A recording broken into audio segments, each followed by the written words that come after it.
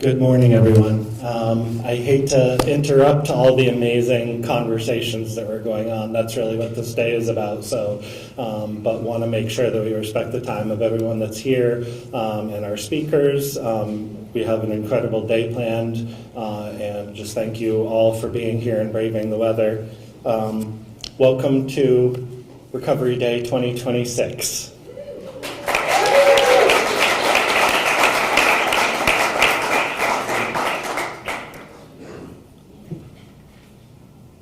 My name is Daniel Franklin. I'm the director of the Vermont Association for Mental Health and Addiction Recovery, and it's really amazing to see in our 87th year in operation what this event has become. I remember when I attended my first Recovery Day about 13 years ago, we were in room 11 up in the State House, and it was full, and I thought that was special. And today we had 288 people register to come here in person.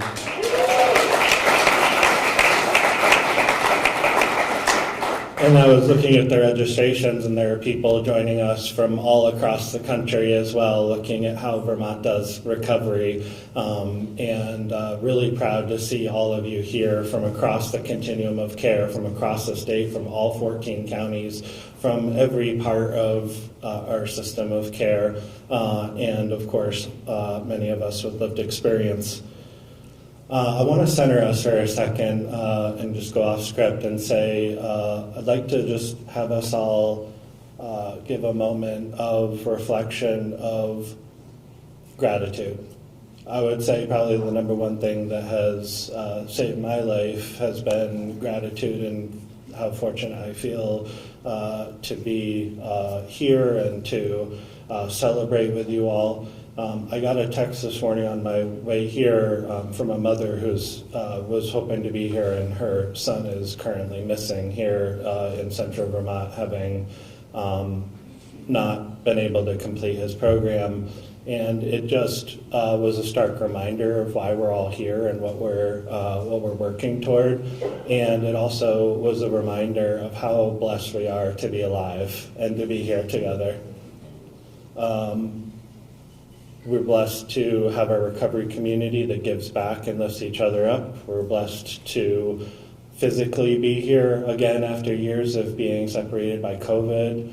We're blessed to have braved the storm to be here. We're blessed to have the gift of time to be able to do this.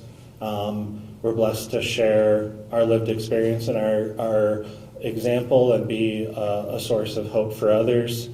And that is honestly what means the most to me about the recovery community. And I think in many ways this community of several hundred people in this room and several hundred around the country and around Vermont, we're each other's chosen family, beyond just blood and everything else. And so let's just take a moment to appreciate the gift of life and of hope and being together.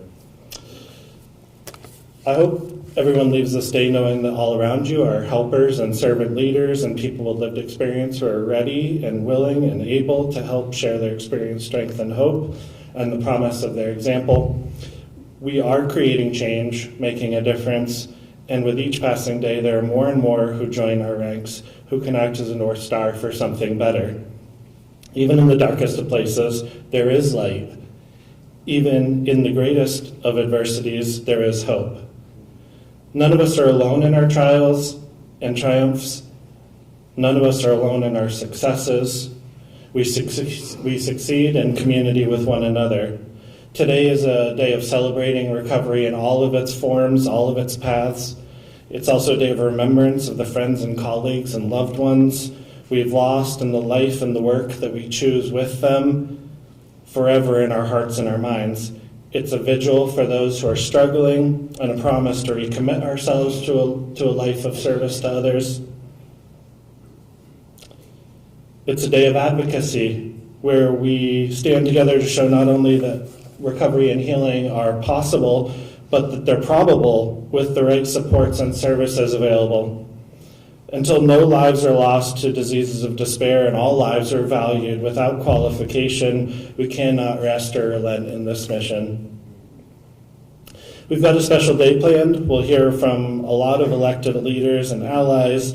We'll celebrate some remarkable people who have made a difference in our community and in our field and the settings where we do life-changing work of recovery. We'll hear stories from peers in recovery, and we'll have an opportunity to share with one another what recovery means to us. Some of the ways that we're going to do that are some activities that we have this year. We wanted to add some really interactive activities. And the theme of this year is centering people, connecting systems.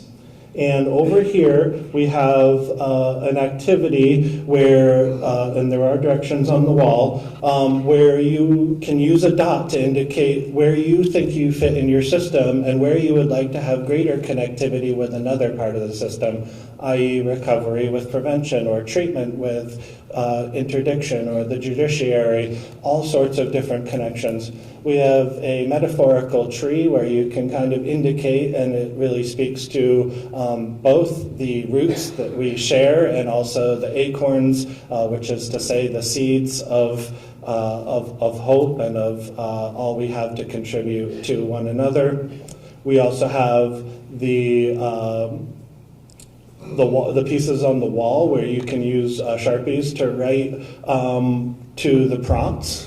So we'll kind of pull some of these things together and share them out, but just take a moment to reflect. We also have the tables. Over here we have Lisa Allard and Into the Light. They're seeking submissions from folks and families who have lost loved ones. We need 6 more for the exhibit that will happen at the Brattleboro Museum later this year and then go on tour around the state. So if you have lost a loved one, please check in with Lisa and Into the Light, and also the other tables and resources that are available. There is food and water and other beverages back there. A note about media. You'll notice recovery has kind of gone big time all of a sudden. And so we have, of course, Orca Media live streaming this all over, and the recording will be available via Orca Media. We also have a documentary being shot about Chip Piper, who is doing absolutely tremendous things and feats of humanity, running this year 100 miles in memory of his son Michael, and raising money for recovery services in Vermont. We have multiple photographers around from various organizations. So I try to put some signage out, but if you do not want to be photographed, or if we can retroactively kind of get you out of any pictures, but just wear a red dot and we'll keep an eye on it, or you can talk to one of us that's involved in the event and we'll do our best to avoid that. But I did just want to let you know that there are some cameras and things. That being said, I recognize that so many of you are living authentically as people in recovery or people in healing or people with lived experience of various kinds, and we're excited to celebrate that. Couple of thank yous. Since I'm never going to win an Oscar, this is my one chance.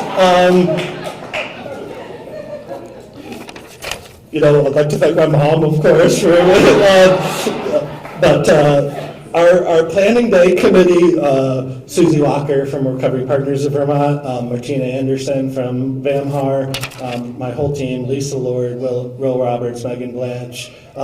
We've got some volunteers that are helping out, Gregory Tatro from Jenna's Promise, Candace Gale from Vermont Foundation of Recovery, Eve Dolkart from DSU, Lex Arthurs from V4, Ariel Bolak from Kingdom Recovery Center. It just was magic. It was like started in December and suddenly it just came together very suddenly. We also, Eve and Kelly Morrill, a very long time supporter of our community, did a tremendous thing and got us some cupcakes, which is a tradition that has gone back a couple of decades, but what an incredible gift on their part. They're from Mangiabella in Jericho. So again, Eve and Kelly, who have just incredible people and partners in our work. We also have ASL interpretation for the first time for Recovery Day. So this is Joan and Joan Pellerin and Eric Darius, and we'll have another later on in the program. So thank you for this beautiful work that you do and making this accessible. We last kind of remarks, we will be recognized on the floor of the House at 3:30 if anyone sticks around. Eric McGuire will read some remarks on the floor of the House. There is testimony going on all day over there as we speak and throughout the day from a variety of perspectives. It's safe to say, again, recovery has gone big time, and I use recovery in a very blanket sense, in the sense of our system of care, our field, and there's a lot of legislation that's out right now that we're affecting, and some very big investments are being made through Opioid Settlement Committee and others into recovery residences and other parts of the system of care. So it's a really amazing time to be in our field, and we'll talk a little bit about that later. Just thank you for being here, for all you contribute, for being your authentic selves, for coming out like this. It's going to be a special day. Hang tight. Please take care of yourself. Bathrooms are down the hall to the right by the check-in desk. There is food and beverage. So just take care of yourselves, and we're going to have a great day.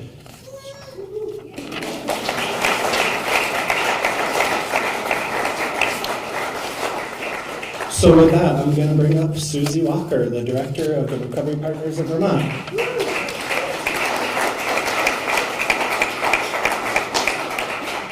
Good morning, everyone. It's such a privilege to be here. I love Recovery Day. My first Recovery Day, I think, was in 2008 when I was on the board for the Turning Point of Windham County in Brattleboro. And it was all new to me. Peer recovery was also new to me then.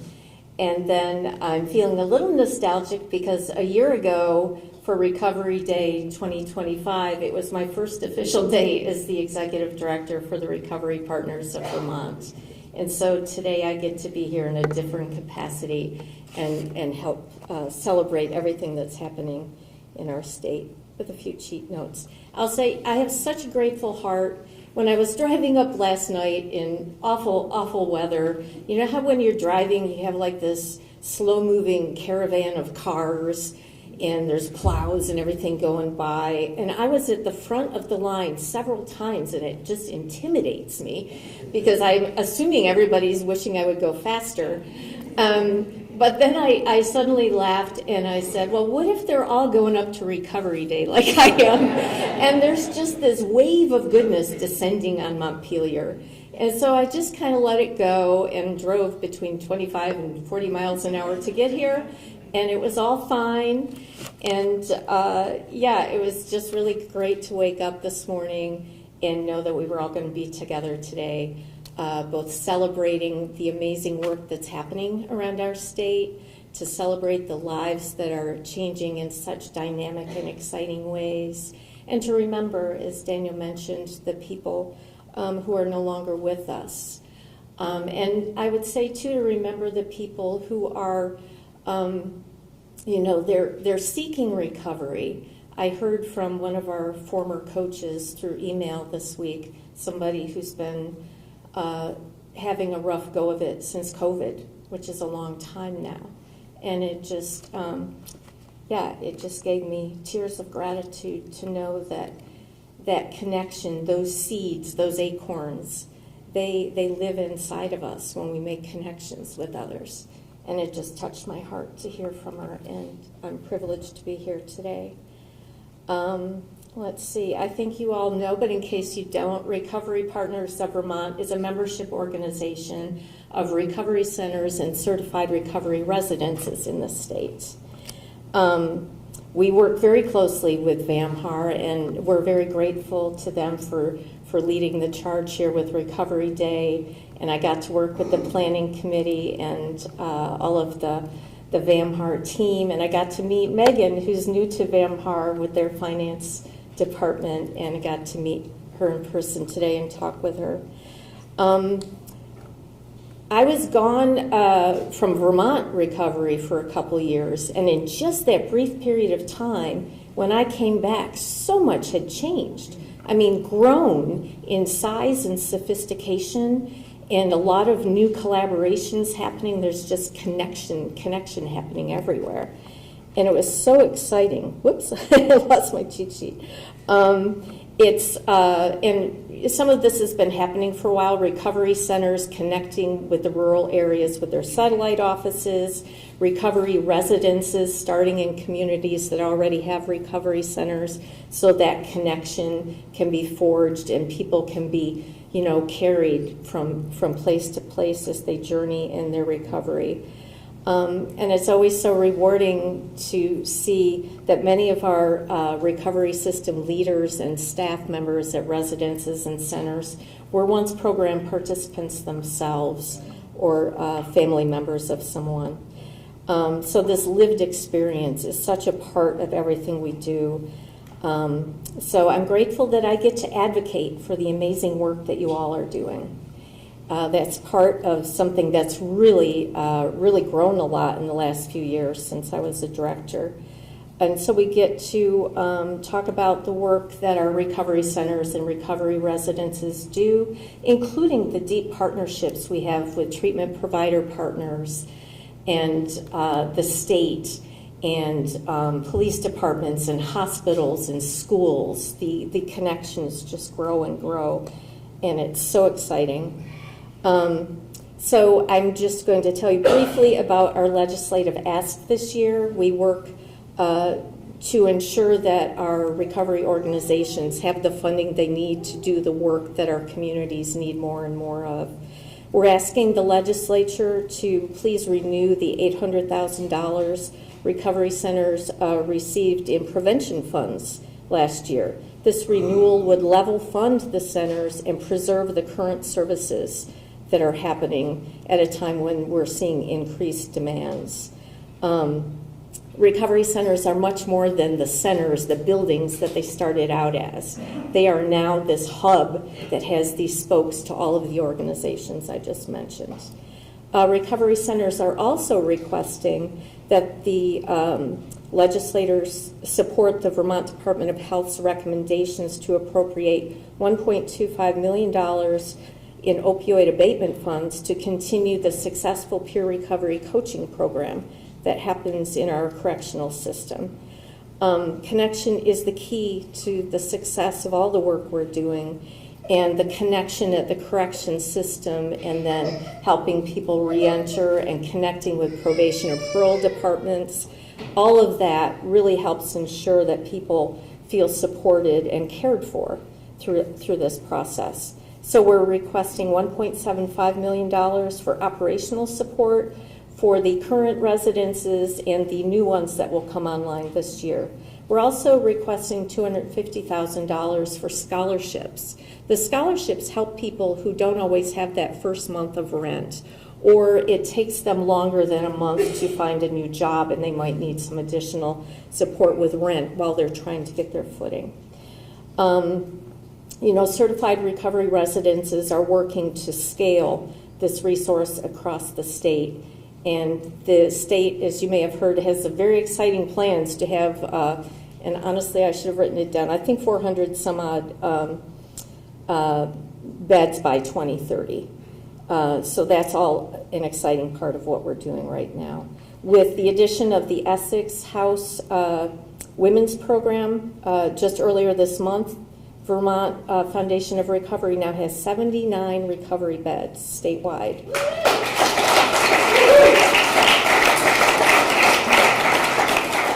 That's a 40% increase in capacity since September 2024. And then there's Bill S-157 in technical terms.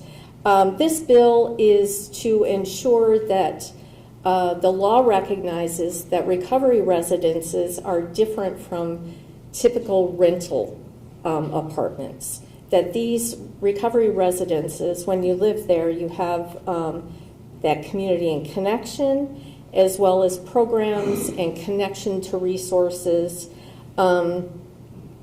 So we're working to have more stabilization beds in partnership with our clinical treatment services. And we're working on the language. Later today, several people with lived experience, most of them quite new in their recovery process, will be testifying to a joint hearing of the Senate Health and Welfare and the House Human Services. And they'll share about how these programs truly saved their lives and how they are now connected and able to contribute to their community and be the people they were always intended to be, and then be there to extend a hand to someone else who comes next. So that is what the Recovery Partners of Vermont are up to, legislatively speaking. And now it is my honor to introduce our keynote speaker, Patty McCarthy. And I'm sure many of you know Patty.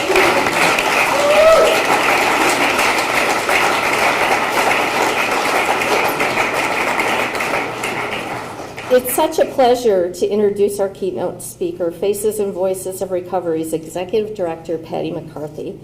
You may recognize her as last year's Legislative Champion Award for Recovery Day 2025, or you may know Patty from her years of dedication to Vermont's recovery system with Friends of Recovery Vermont, where she helped launch Vermont's network of recovery centers and recovery coaching programs, and collaborated with state agencies, treatment providers, and recovery centers to implement the RUSC system. Patty's very much part of the fabric of Vermont's recovery system. I met Patty when recovery coaching was just emerging as a promising practice, and look at where we are today in all these places around the state. And years later, I got to work with Patty at Faces and Voices of Recovery, and got to see her impact on the national landscape, the work she does with advocacy, especially the last year when there's been so much turmoil, federally speaking. She brings compassion and wisdom and sophistication to recovery work, and we're better for her efforts. Please welcome Patty McCarthy.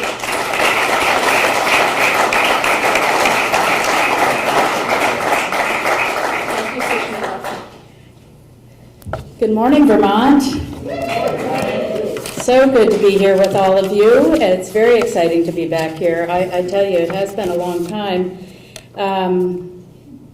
I want to thank Daniel. Thank you so much for inviting me to be here today, and the whole VAMHAR, your leadership for organizing this event and for holding space for recovery. This is opportunities to come together and show that recovery works and talk about the important issues, what we need, what we thrive on, how we recover.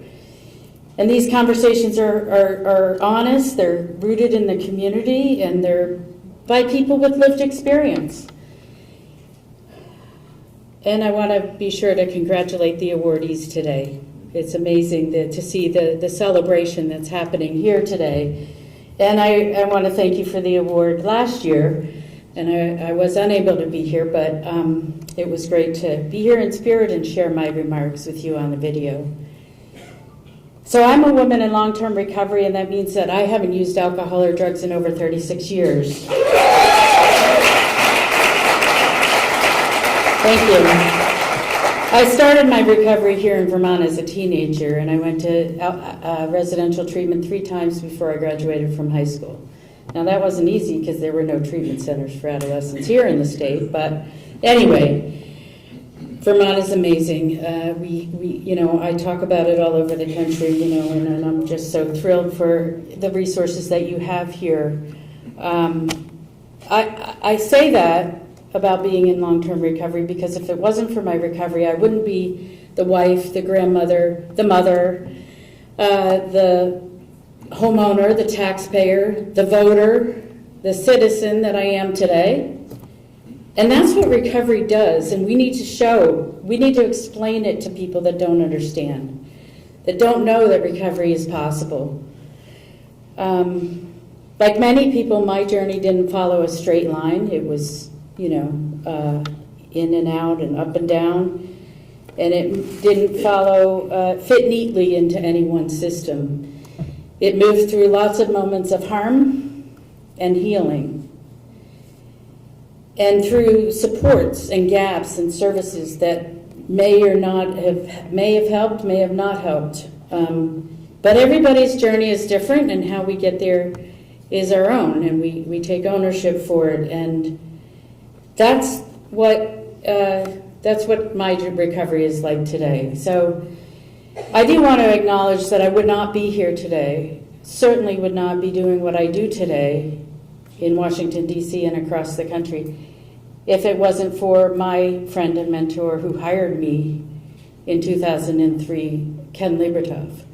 Now, Ken was the former executive director of the Vermont Association for Mental Health before it became End Addiction Recovery. And I was the executive director. I was hired as the director of Friends of Recovery Vermont. At that time, I was working for the state of Vermont as a prevention consultant at the health department, but it was my lived experience that I used in that role, that I shared in my role as a state employee, which was wasn't as easy back then. Today we can do that. Today, because of the voices of you speaking out and talking about your recovery, we are everywhere. We're our friend. We're our, neighbors. We're everybody. There's recovery is everywhere. But working here in Vermont taught me a lot, and later at the national level, I learned what shapes recovery. How does it happen? It doesn't fail because people fail. It fails because the systems that they are built on fail. And they are built without the wisdom of the people with lived experience. They're built without the experience and the knowledge of what works for people in recovery. So my recovery didn't succeed because I followed a perfect model. It succeeded because I had relationships that filled the spaces where I had gaps, I had holes, I had things that were missing in my life. But lived experience is something that we have to bring into places of power, of policy, and decision making. Because it's the people that are closest to the struggle who are also closest to what works. Next slide. So we often say that stories matter, and they do, but lived experience is more than inspiration, it's infrastructure. So when we build things on that lived experience, we see that it humanizes things, it humanizes systems, and it changes them. It reshapes policy, it reshapes funding, it establishes accountability, and it's designed by the people who use it. So at Faces and Voices of Recovery at the national level, and I should stop and ask, just people, are you familiar with Faces and Voices of Recovery? No, I see some yes, some no. So we are a national advocacy organization. We've been around for 25 years. We are based in D.C., and my office is in D.C., and we have been working with Congress and federal agencies across the administration for decades. I spend a lot of my time navigating the legislation, the issues that come up, having to mobilize advocates to speak out, to call their members of Congress, to show up, to ring the phones off the hook. And nothing happens without that community activation and mobilization. So when you see the grant funding coming down from SAMHSA, that's because you have advocates that are trying to increase the block grant dollars, the money that goes to the state that then goes out to the communities. You have people that show up at the table at the advisory committees at SAMHSA, that try to preserve SAMHSA. So Faces and Voices is about a voice for the people in recovery and their family members and friends. We put a face and a voice on recovery so we can show that it works. We do a lot of other things, so I encourage you to visit our website and see what it's about, but that's at the core of it. It's an international movement. There's Faces and Voices of Recovery, Canada, Brazil, South Africa, United Kingdom. It's a movement. It's about, there's no other national organization that represents the voices of recovery like we do. So I'm really proud to be there and be serving in this role. I want to say that lived experience, like the voices of us in recovery, you family members belong in governance. We're encouraging people with lived experience to get involved with public service, become members of your city council, your leadership, your legislature. We celebrate the people that are in positions of leadership that can share their own personal lived experience, because it matters. Lived experience is in governance, it's in policy discussions like Medicaid, it's in funding design, contracting decisions, and oversight. It's not just about telling our stories, it's about shaping the rules that determine who survives and who thrives. So, next slide. So nationally, we are in a moment of change, rapid change, every day. Just wait a minute and it changes. It's hard to keep up with. It really is. I think the one thing that I can say is that, my motto has always been stay the course. We have to stay on message. And the message is that recovery support services work. The message is that recovery community organizations need to be funded at the level that other functions of the system are funded. They've never been funded to the degree that prevention treatment are funded. I think that one of the things we're seeing is a rapid expansion in funding for community behavioral health centers. We're seeing more of across the country a reliance on Medicaid for fee-for-service, not only for treatment, but peer recovery support services. We see a lot of consolidation going on across behavioral health systems. And at the same time, we're seeing a critical evolution in how this country understands the relationship between harm reduction and recovery. Across the nation, there are systems, the most effective programs in states and communities are moving away from these false choices, and they're moving towards connection. They're recognizing that harm reduction and recovery are not competing philosophies, but they're complementary approaches. They're rooted in the same values: keeping people alive, reducing suffering, creating pathways to stability and self-determination. That's what we all want. So at Faces and Voices, we work with states where harm reduction services are often the first point of trust, and recovery communities are where long-term healing and belonging take root. Nationally, we see again and again that these approaches are aligned rather than siloed. People engage earlier, they stay connected longer, and they experience better outcomes. But alignment doesn't happen automatically. These shifts are bringing real opportunity. They can improve access and stabilize funding and integrate care across the continuum. So, nationally, we hear the same questions from recovery organizations and peer leaders, harm reduction advocates, and policy makers. How do we scale access without losing trust?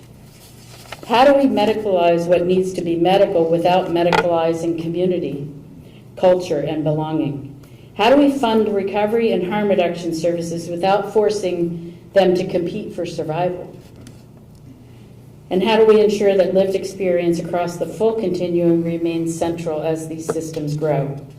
So these aren't abstract questions. They're playing out right now in states across the country, and they will shape the future of how we remain person-centered and become service-centered, or become service-centered. Next slide. So I know I don't have a lot of time, so I'm going to try to... I would love to talk to you all day, by the way. So invite me back or do something. I'd love to tell you more about what's happening on the national level. But there's some things that I have navigated here, but also, many years ago, but also in other states to helping states when they're first establishing recovery support services. And one of the biggest issues across the country is how recovery community organizations are navigating Medicaid. Like, it was never intended to be a thing where you had to start documenting every single thing and create it or treat it like a clinician does. Peer support was never intended to do that. But now we're being forced to figure out how to do that with recovery organizations that don't have the technical infrastructure, they don't have technology, they don't know how to privacy on their health records and all that stuff. I mean, we have to learn it, and we're going to do it, right? But it wasn't designed that way. So recovery organizations were designed to build belonging, create culture. They're able to respond flexibly, meet people where they're at. And they earn trust from people who don't trust systems, often for very good reasons. So when recovery support is forced entirely into that fee-for-service model, we risk losing what makes it work: flexibility, trust, culture, and community. So if we're not careful, we'll fund recovery services but defund recovery communities. Does that make sense? Like, it really comes from the community, and that's the piece that's going to be missing, because other people will step in and co-opt what the recovery support services are, and we're seeing that everywhere. Next slide. So Vermont really is a national leader, and I can tell you this from my experience here, because back in 2001, when we were going community to community in different counties around the state and helping to bring people together to have conversations, those initial conversations about, do we need a recovery community center here? Who's going to do the work? Where's our people who are going to buy in? All of those meaningful conversations led to the development of the first national model of a network of recovery community organizations anywhere in this country. So you guys should be really proud of that. You know, nowhere else in this nation did you see that. And everybody looked to Vermont. And I did. I promoted it a lot, I have to tell you. I was awfully proud of that. So I would go to states and tell people, you got to look at what Vermont's doing. So our federal officials, our congressional leaders, everybody would be wanting to, demonstrate how great the work is that you're doing. It was my job in the beginning to start collecting the data, report that to the government, report it to the funders. We established the first data collection system, and we're still doing all of that today, but at the national level. So what we're doing at the national level, if you go to the next slide, is that we're working to ensure that Vermont's not the exception, but the blueprint. So there is a blueprint. You guys figured it out. And so the next slide. Really, we established policy asks this year for our members of Congress, and we would love for you to think about this because we need you. I held Capitol Hill Day last June, and we had a press conference on the Hill outside, and we had some usuals who always support us, Paul Tonko from New York, other members of Congress, but Representative Balance showed up big time. So she came out and spoke at our press conference. We had a lot of different people that showed up but it was across the aisle, and that's one of the most important things to know, is that Congress knows that this is not a partisan issue. It doesn't matter who you are, where you come from, what your beliefs are. It affects your families, it affects your communities, it affects everyone. So what we're doing is advancing a national imperative that recovery is not a niche issue. It's what our ultimate goal is. And when I say recovery, I don't mean just like the bigger lofty goal of, hey, I'm in recovery. It's really about recovery support services. So when I hired my federal affairs representative on Capitol Hill, I said, everywhere you see the word treatment in legislation, next to it, I want you to get and recovery support services into that piece of legislation. And that's his job. And that's why we're getting it recognized. You could look through legislation 10 years ago, you wouldn't see the word recovery very much. But now we see it everywhere. So we're advocating for sustained investment in community-based recovery supports, not just short-term grants. We're pushing for a 21st century recovery system that coordinates treatment, recovery, housing, peer support, harm reduction. We are calling for measures that for success that look beyond overdoses. They look at recovery. The latest National Survey on Drug Use and Health that asks the question, did you once have a problem with alcohol or drug use and no longer do? There's 23 million Americans in recovery. The way they answered that question. Yes. That's 1 out of every 10 adults over the age of 18 can say that they once had a problem with alcohol or drugs and no longer do. Now, how they define their recovery is up to them, but that's what the numbers tell us.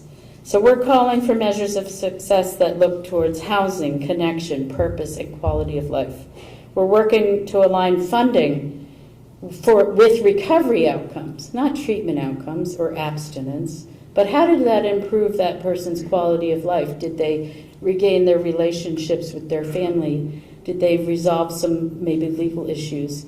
Or is their health care they're taking care of their health now? They went to the dentist for the first time in 30 years.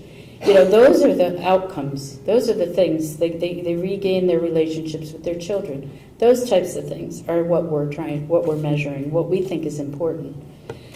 So, next slide. The path forward. We're kind of in a fork in the road. One path that leads to systems that are managing the services, and the other that leads to systems that center people and people with lived experience. So Vermont has already shown the nation what's possible when recovery is community-based, it's peer-driven, and it's treated as essential to public health. So what happens next here and nationally will depend on whether we protect the vision as the landscape shifts, because it is shifting and it always will. But we need to stay the course. We need to remember that what you've built here has to be sustained, and the integrity of recovery and peer support is what matters. That's why this moment calls for not just good intentions, but for collective advocacy, a movement. This is the recovery movement. We are powerful. We have a strong voice in Washington, D.C., and here at the State House. I know that it's funny when you were talking about the cupcakes, because it reminded me that for the 10 years that I was organizing this event, we would buy this huge cake and go put it up in the State House cafeteria.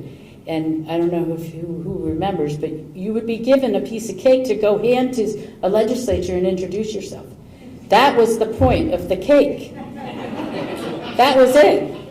And it worked. It got people to meet people and sit down with them. Who's going to turn down cake? And even if they do, they're being polite about it. So you get to meet them and talk to them. And I could tell you, as far as I know, you're the only state house in the country without the guards and the security and all that stuff. But you can walk in here, and I always tell people it's the friendliest place. I worked through 3 different administrations here, and I could go into the governor's office and just have conversations. It was very, and then I appreciate the lieutenant governor being here with us today. It's very, it's great. It doesn't happen everywhere. So anyway, I'm sorry I'm rambling, but we need your voices. We need voices from Vermont and across the country to help shape federal policy. We need policies that fund recovery community services, protect peer leadership, and ensure that recovery support services are treated as essential, not optional. And it depends on you. If we do that together at the state and federal level, we don't just build better systems, but we build lives worth living. Thank you very much for allowing me to be here with you today. Have a wonderful day.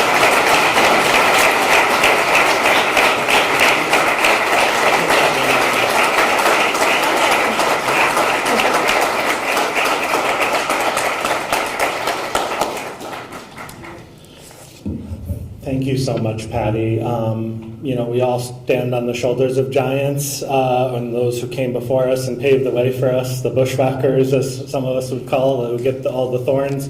But Patty is definitely one of those, and there are many of those in this room. We're about to celebrate another one. I do just want to echo, for me, having politicians show up, is great. What tells me that they authentically care is when they come, outside of when they have to talk. And Lieutenant Governor John Rogers is here. We've got Dr. Hildebrand, the Commissioner of the Health Department, Deputy Commissioner Doherty.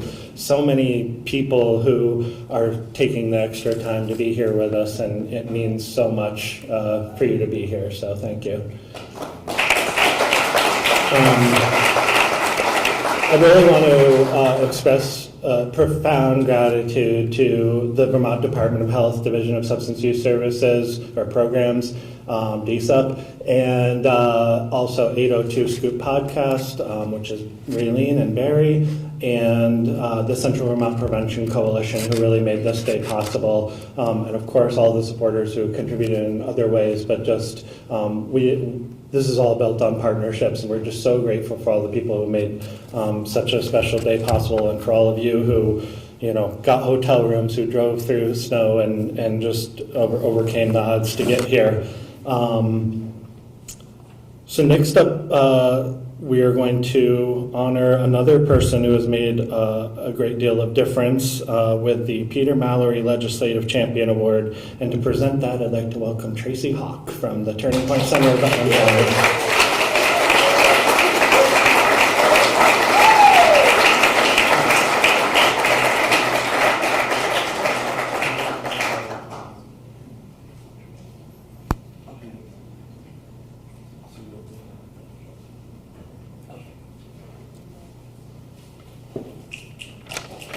Good morning, everybody. Happy Recovery Day.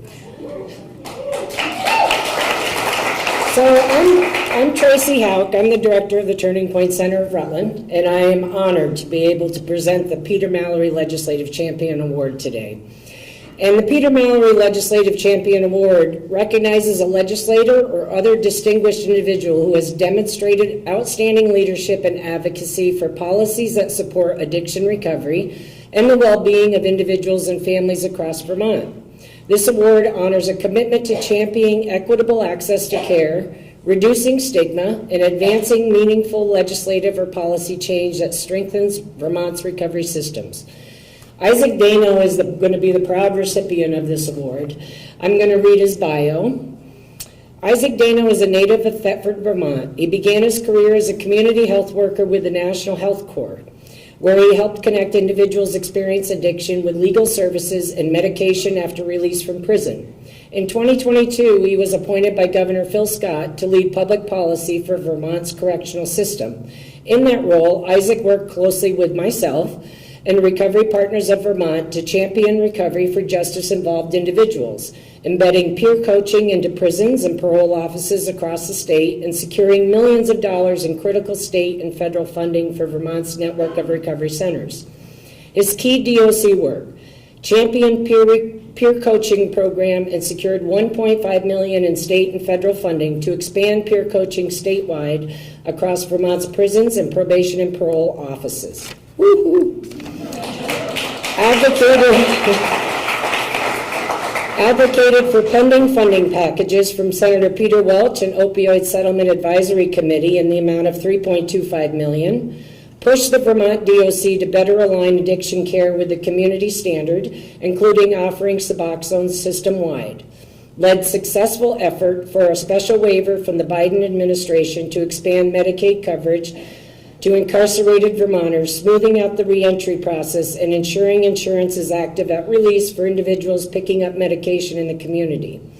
Partnered with Community College of Vermont with support from Senator Bernie Sanders to offer free college education for all incarcerated Vermonters and correctional officers. Now I'm done reading. On a personal note, I'm going to say that at my center, Turning Point Center of Rutland, we pioneered this work and piloted it back in 2016, going into Marble Valley Regional Correctional Facility. I had pretty much given hope. And we didn't do it without any special money. We just kind of incorporated it. But the need was so great, and I kind of gave up hope that DOC would ever recognize that.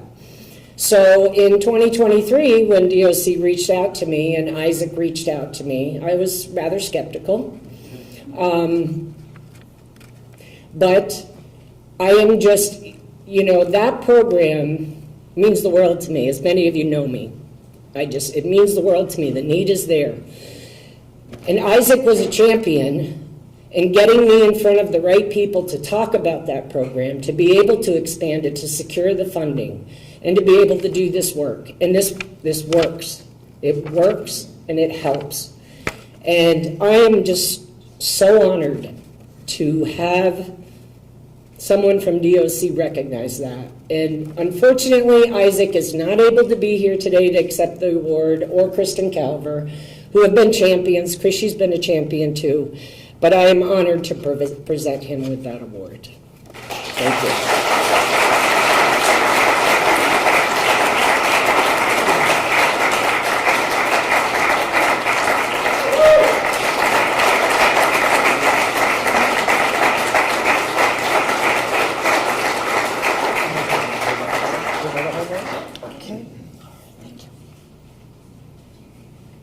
Good morning. Thank you so much for this incredibly meaningful report. I'm sorry I can't be with you in person this morning, but I'm deeply grateful to be a part of this day. As Nick Demmel and I begin our work on Rikers Island with Mayor Zoran Mamdani in New York City, I can tell you this. We will be looking closely at following Vermont's lead. We are committed to expanding recovery resources for New Yorkers in custody and to carrying forward the example this state has set. There are a few people I really want to thank today. First, none of this work would be possible without the vision and heart of Tracy Hawk. Tracy, I am endlessly inspired by your commitment to serving people so many times have left behind. Through thick and thin, and let's be honest, miles of red tape, you built this work from the ground up. It's been an honor to carry your vision into the State House. I also want to thank Susie Wilson, Gary DeCarolis, Dan Franklin, and the entire Recovery Partners of Vermont and VAMHAR teams. You've been tireless champions, advocating for funding, organizing recovery days, and helping legislators truly understand the power of recovery inside our prison system. To the Recovery Center directors across the state, and especially the recovery coaches who walk into our correctional facilities every single day, thank you. This is hard work, and it matters more than most people will ever know. I want to recognize the leadership at the Agency of Human Services and the Department of Corrections. Secretary Jenny Samuelson and her team, Shayla Livingston, former Commissioner Nick Demmel, Commissioner John Murad, and especially Kristen Calver and Aviva Teva. You have moved heaven and earth to make this work real. And at the State House, nothing in corrections happens without Representative Alice Emmons, the conscience of the legislature and a tireless champion for dignity in our correctional system. From our federal delegation, Senator Peter Welch and his team have been steadfast partners, directing federal resources and attention to recovery efforts in the justice system. Thank you, Senator. Most importantly, I want to thank the incarcerated people of Vermont who have embraced this programming and committed to recovery in an incredibly difficult environment. I wish you strength and success as you return home as our neighbors. And finally, I want to thank Haley Summer, who kept encouraging me to keep going, even when it felt like we might not get this across the finish line. Thank you all so much. I'm very honored, and I hope to see you very soon.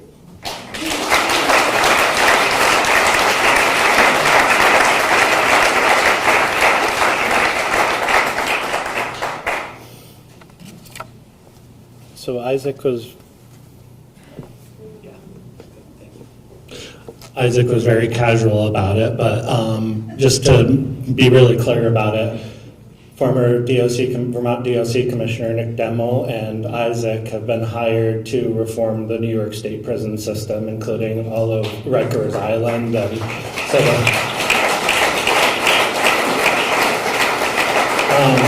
and to Patty's point, I do think that it represents something about Vermont that in many ways we are small enough that we can do some things and spread them statewide and make reforms with relatively few dollars and relatively quickly. And later I'll talk about, I think, some of the monumental changes that have happened in the last 3 decades in our system of care.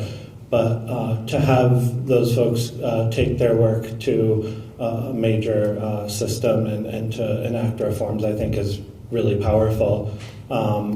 We also, last year at Recovery Day, our keynote speaker was Catherine Burgum, who is about to celebrate her 23rd year in recovery.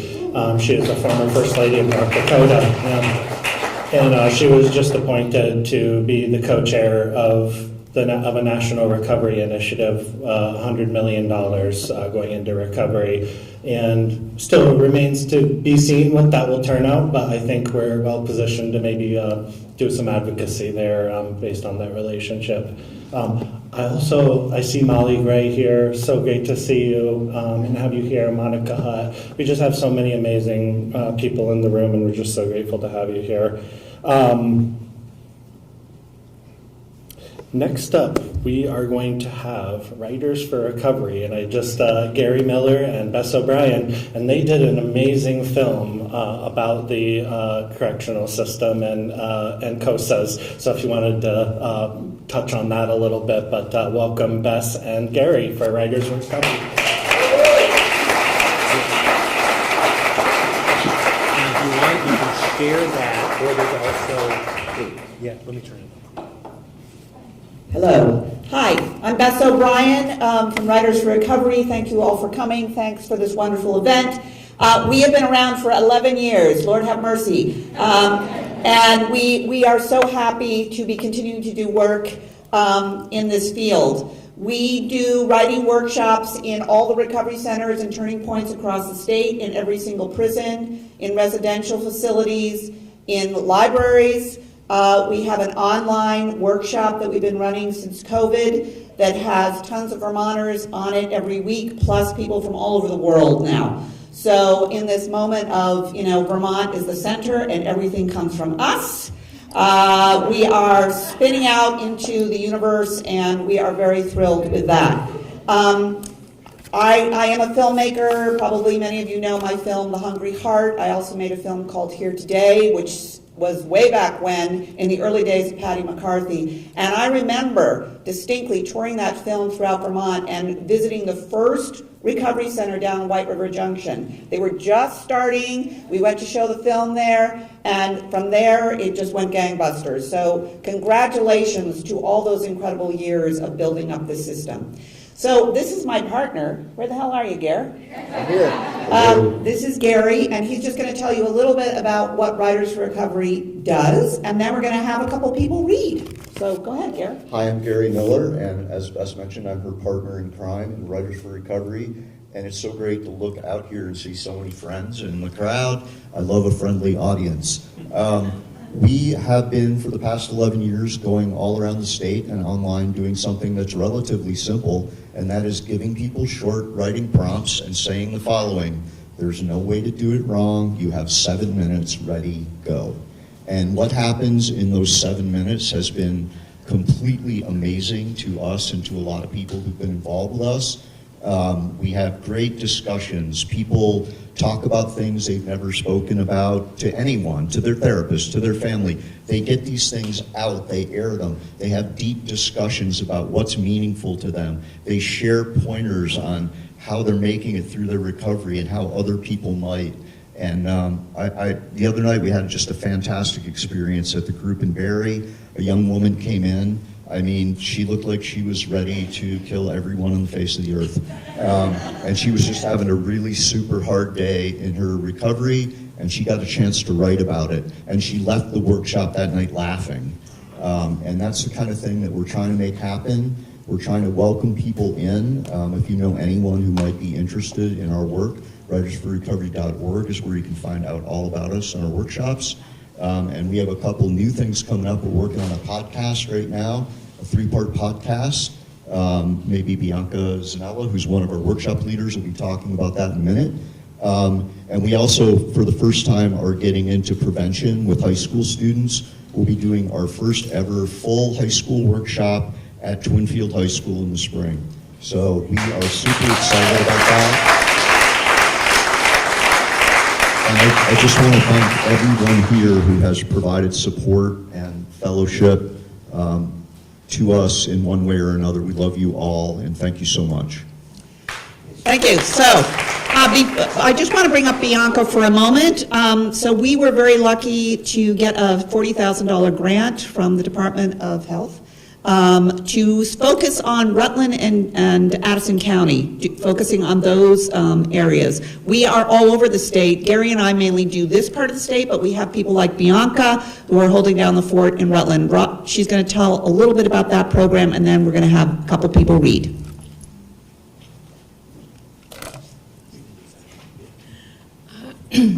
Hey everyone, good morning. So my name is Bianca Mirazanella, and I am the paper poet. And so my whole mission is to decrease hardship and increase heartship. And I was so lucky to meet Gary and Bess at a recovery conference in 2023 and be able to integrate my poetic medicine healing into the Writers for Recovery structure and philosophy.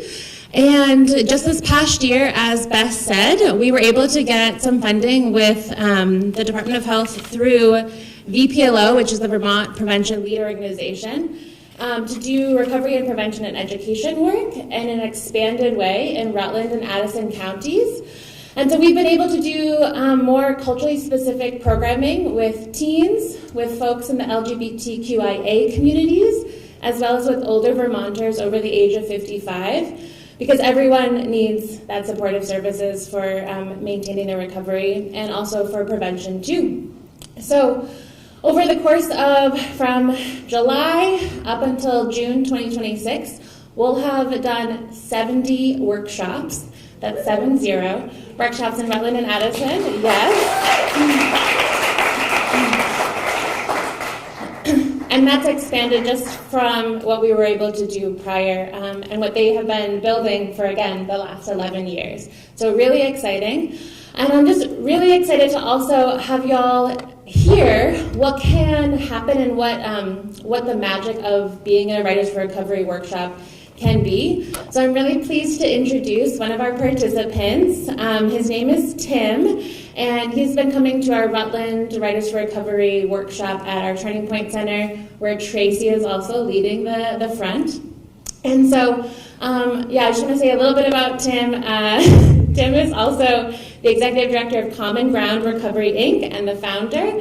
But more than that, he is such a joy to be in workshop with. He always actively listens and is really able to be present and reflect back, which is part of the magic of Writers for Recovery, in that we are really seeing and hearing each other maybe for the first time, and being able to really recognize our humanity with dignity and respect.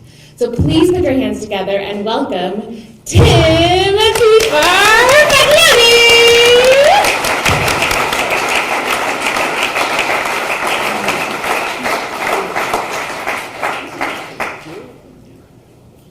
That kind of felt like a come on down, the price is right.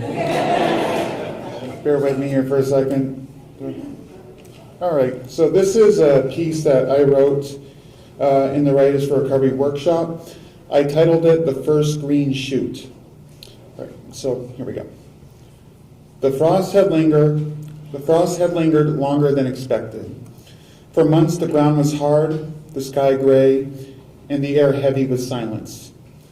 Beneath the surface, unseen, unheard, something was stirring. Then one morning, a single green shoot broke through the soil. Small, fragile, but alive. It didn't roar, it didn't rush. It simply reached. That's how recovery begins, not with fireworks, but with a quiet decision to grow. To believe that even after the longest winter, warmth will return. That we are not defined by what we've endured, by what we've chosen to become. Hope isn't loud, it's steady. It's the hand we offer, the breath we take, the step we try again. And today, that's enough.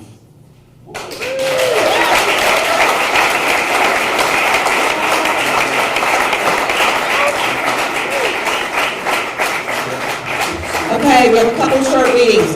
So, as Gary said, we give somebody a prompt, they write 7 minutes, that's all, then they read it, and we talk about it. The next person I'm going to bring up is Randy DeVoid. He is somebody in my I've been running a St. Johnsbury Writers for Recovery workshop for years and years. I love the people there, and it's at the Recovery Center in St. J. So, welcome, Randy.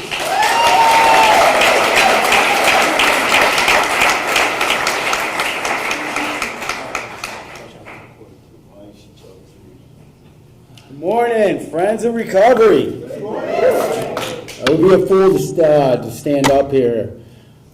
I get emotional. I just want to say thank you to everybody in the service you do. Because without you guys, I wouldn't be here today. This was not put in my picture at all. So thank you. From Valley Vista to Serenity House to the recovery centers, to Higher Ability, to the recovery coaches. I owe this today to you guys. So thank you very much. And to Ben. And to Ben for putting himself out there and showing recovery is possible. Because that's the biggest piece here, right? So thank you. So the prompt she gave me was being there. And it's not very long. Being there is better than not. Uncomfortable chairs, shitty coffee. Sorry about that. We know that's true. It beats the alternative, and it keeps me in the present. Do the uncomfortable and surrender the outcome, you would always say. Be there 10 minutes early, stay 10 minutes late. If I wasn't there, I'd be stuck with the worst person ever, me. I can surely talk myself out of being there, proving facts. Being there has kept me here, so I think I'll just keep going there. Thank you.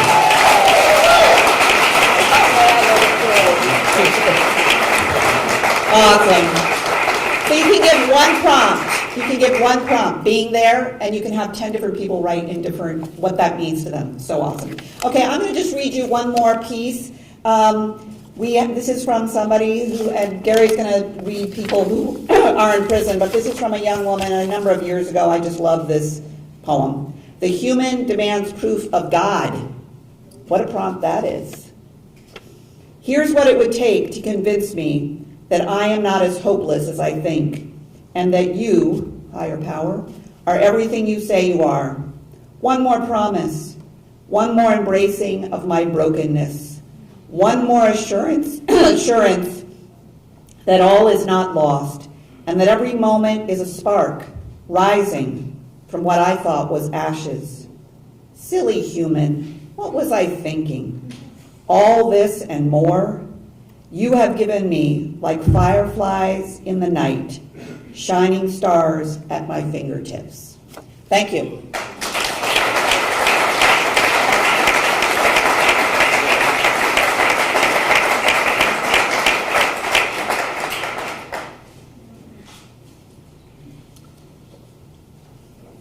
It's apropos to segue from Writers for Recovery, a previous award winner of the Jack Berry Communications Award, to present our next Jack Berry Communications Award. And to do that, I'll welcome up Dr. Joshua Sherman.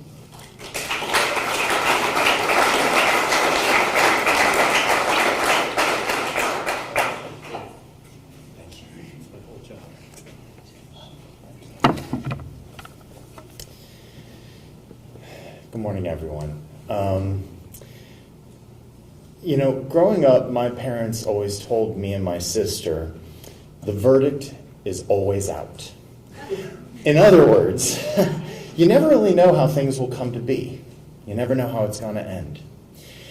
As a kid, I was arts-driven, and I never planned on being a doctor, but here I am, a medical doctor.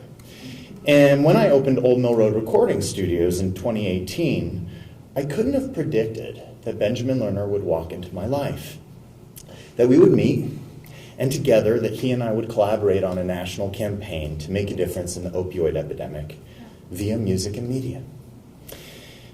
A doctor and an addict, a producer and an artist, working together to make a difference. And it's been a very powerful message. I want to thank Daniel for asking me to present this award to Benjamin, this year's Jack Barry Communications Award, which honors Benjamin's courage in sharing his story, his lived experience via words and music, reducing the stigma of addiction, really inspiring others to connect and not lose hope. As a publisher, I know that media plays a very important role in shaping public opinion, including that of addiction. And Benjamin's National Clean campaign has harnessed the power of both music and media to really change lives. Through his written columns, original music, his live performances, and his social media platforms, he has reached literally hundreds of millions of people. These are people actively struggling with addiction, people who are struggling in recovery, people in long-term recovery, family and friends of those who've lost loved ones to addiction. And perhaps most inspiring, through his advocacy, Benjamin, a former heroin and crack cocaine addict, has been able to scale his way to the National Health of Medicine to speak. He'll be celebrating his 10th year of sobriety this June.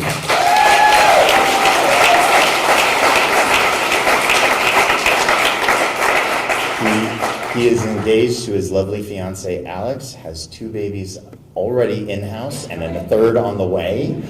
And he's actually received a standing ovation at Carnegie Hall. And none of this would have ever happened, large or small, without recovery. And I guess, in other words, I want to say that once again, my parents were right. The verdict is always out. And as we celebrate Vermont's Recovery Day, I think that's a really important message for all of us to remember. The verdict is always out. On a personal note, Benjamin always embarrassingly thanks me as his mentor. He and his mother regularly say that I've saved his life, changed his life. But what Benjamin always fails to recognize is that he's changed mine. So what I want to say is it's really a great honor, and thank you for recognizing Benjamin's efforts. And let me introduce you to Benjamin Lerner.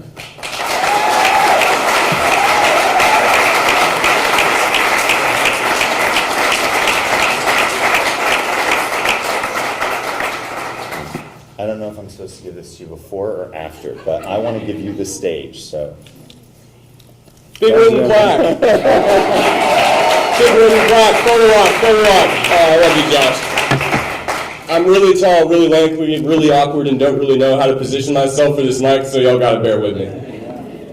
I want to thank, obviously, Dr. Joshua Sherman. He inspired me when I first connected with him in 2018. It was several days after his studio opened, but what many people might not know, even though you hear my horrendous mid-Atlantic flatlander accent, is that all of the most beautiful moments in my life and my recovery that shaped me into the man I am today, 9.5 years sober, one day at a time, is all happened in the snow in Vermont.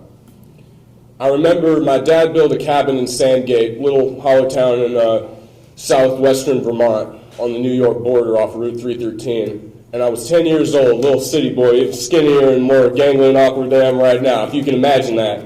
And he had me, to his credit, hauling my backpacks up this little plastic sled up this old logging mountain access road where all of his, old Vermont neighbors told him he was crazy to build a house, and he was, because here I was lugging this sled up. And I learned 2 lessons that day that my time in my hometown of D.C. never taught me, which is why Vermont has always been and will be my spiritual home and the home for my recovery. See, there was a real bad snow and ice storm, and my dad was further up than me, and he could have helped me, but he told me, you can do this. Keep moving forward one step at a time through this storm. And then we got to the top, and the wood stove wouldn't start, and the power was out. So I learned another lesson.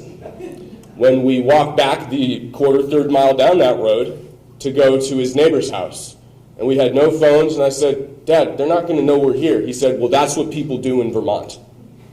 they show up for each other.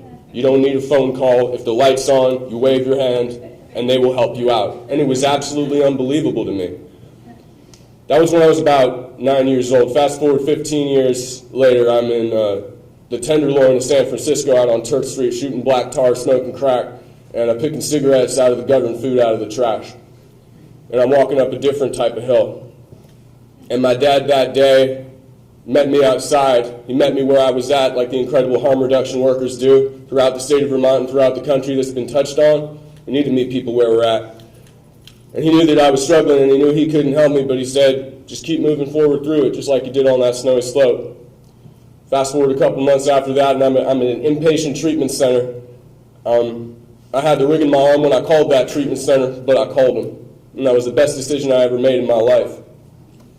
And a year into my recovery, my dad gave me the keys to the house he built with his bare hands in Sandgate, and he said, I trust you. I love you, and the door is always open. And I thought back to that scared little kid up on that sled, and I was more scared than I ever was to look my dad in the eye unmedicated and tell him how sorry I was for what I did and how I broke his trust and how he would never understand. But see, another beautiful thing happened a year later when I thought, I have more than I could ever want in my recovery. I have my life back. I have a job in the service industry. I have a peer support job. How could this possibly get better? I have everything I need. And I went up to Vermont, first frost, November of 2018, and I played a song I'd written about my recovery for my friend. And he said, I know a guy with a studio. And I was like, okay, I was expecting someone with a Tom Selleck mustache and a keyboard and a microphone up on the wall, but that was not it. It was a $1 million glass pane studio with this handsome gentleman standing right there. But what was really incredible about it, separate from the aesthetic studio and all that, was something much deeper, which is I told my story of recovery, and he recognized me and kept the same open door that my Vermont neighbors did on that day when my dad was in the snow. And when I came to Recovery Day the first time in 2020, before the pandemic, claimed the lives of so many of my friends who died from fentanyl poisoning and felt so disconnected, I came here and I met people working in treatment, working in harm reduction, working in advocacy. Shout out to the OG advocate, Ed Baker, by the way, right here. Shout out to him for speaking for the people who cannot speak for themselves. And just like they said, the State House is open. I connected with so many incredible people. Dr. Mark Levine, incredible friend of Recovery Day, can't be here today, but I texted him and he said, shout out to everyone there. I love this event so much. He's taking some time with his family.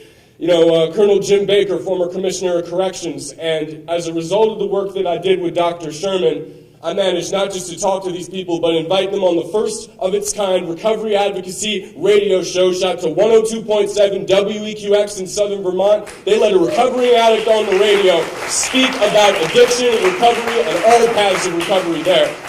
And I know I'm droning on, but I'm going to just keep this real simple and say, the last moment that I had in Vermont in the snow is the reason why I am receiving this award. And there are not enough people I can thank. So Daniel, thank you so much for even considering me for this award, this Flatlander, this person whose life has been so touched by this state and this incredible community.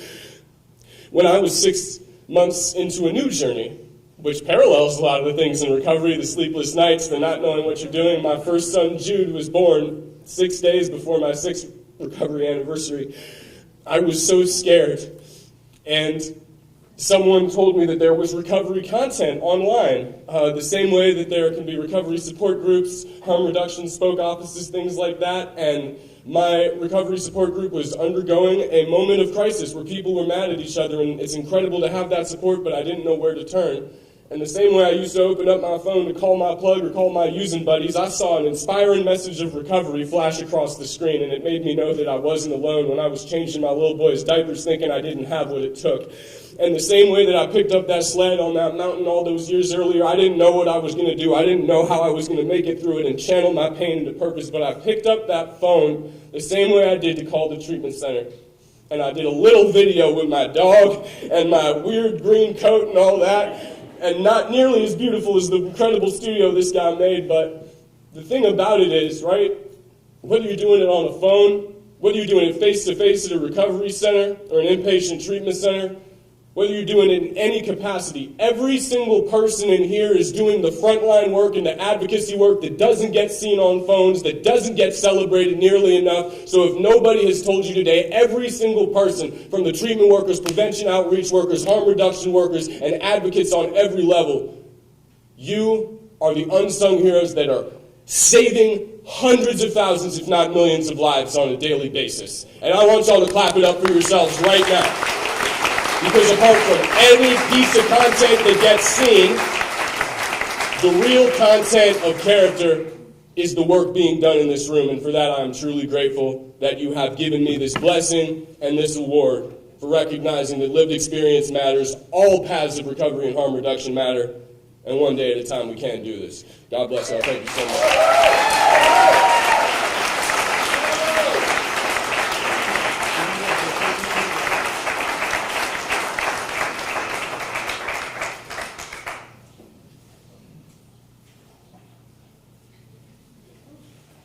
So folks, you'll notice that I did not give you timings on your agendas because I didn't want you to hold me to it. But we're going to take a very short break. So just stretch your legs, get some food and beverage, go to the bathroom. But let's really reconvene as quickly as possible because I know we have some folks who are on the timeline. So just take a moment and then we'll come back together. No later than about 10:35.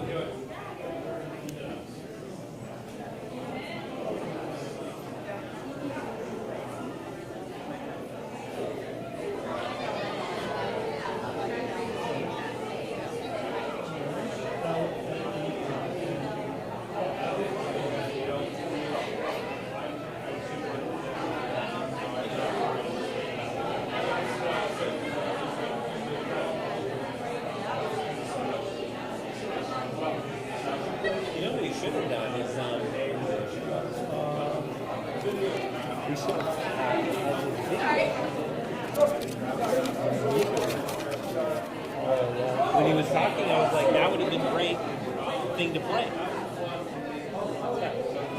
Hindsight's 2020.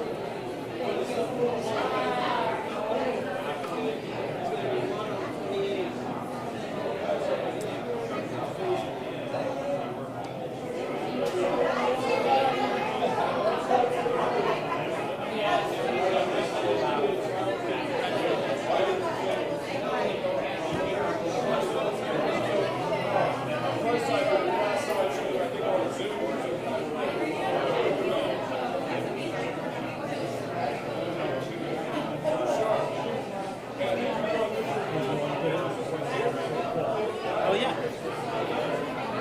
Patty.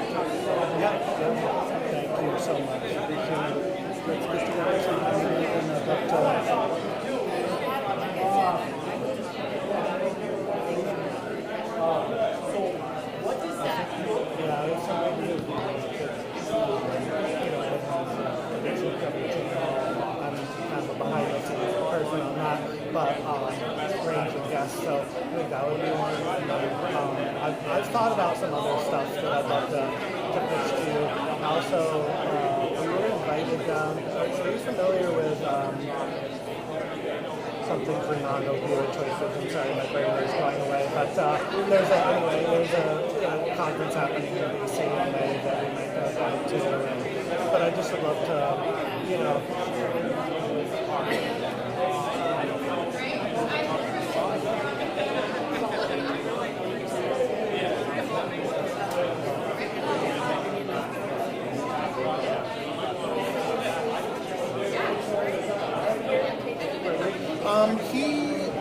he was testifying over in the legislature at 9:45, so I haven't seen him come back yet.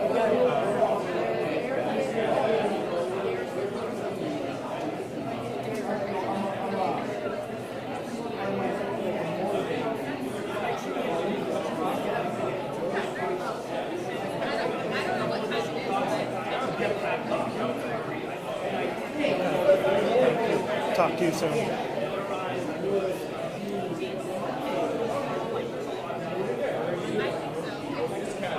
Okay, folks, if we can start to congregate in our seats here, that would be great.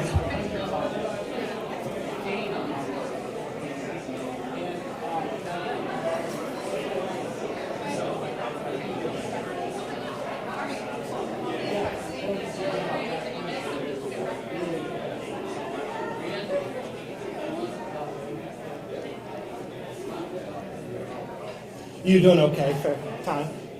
Good. Yeah, you're up right now, so you should be okay.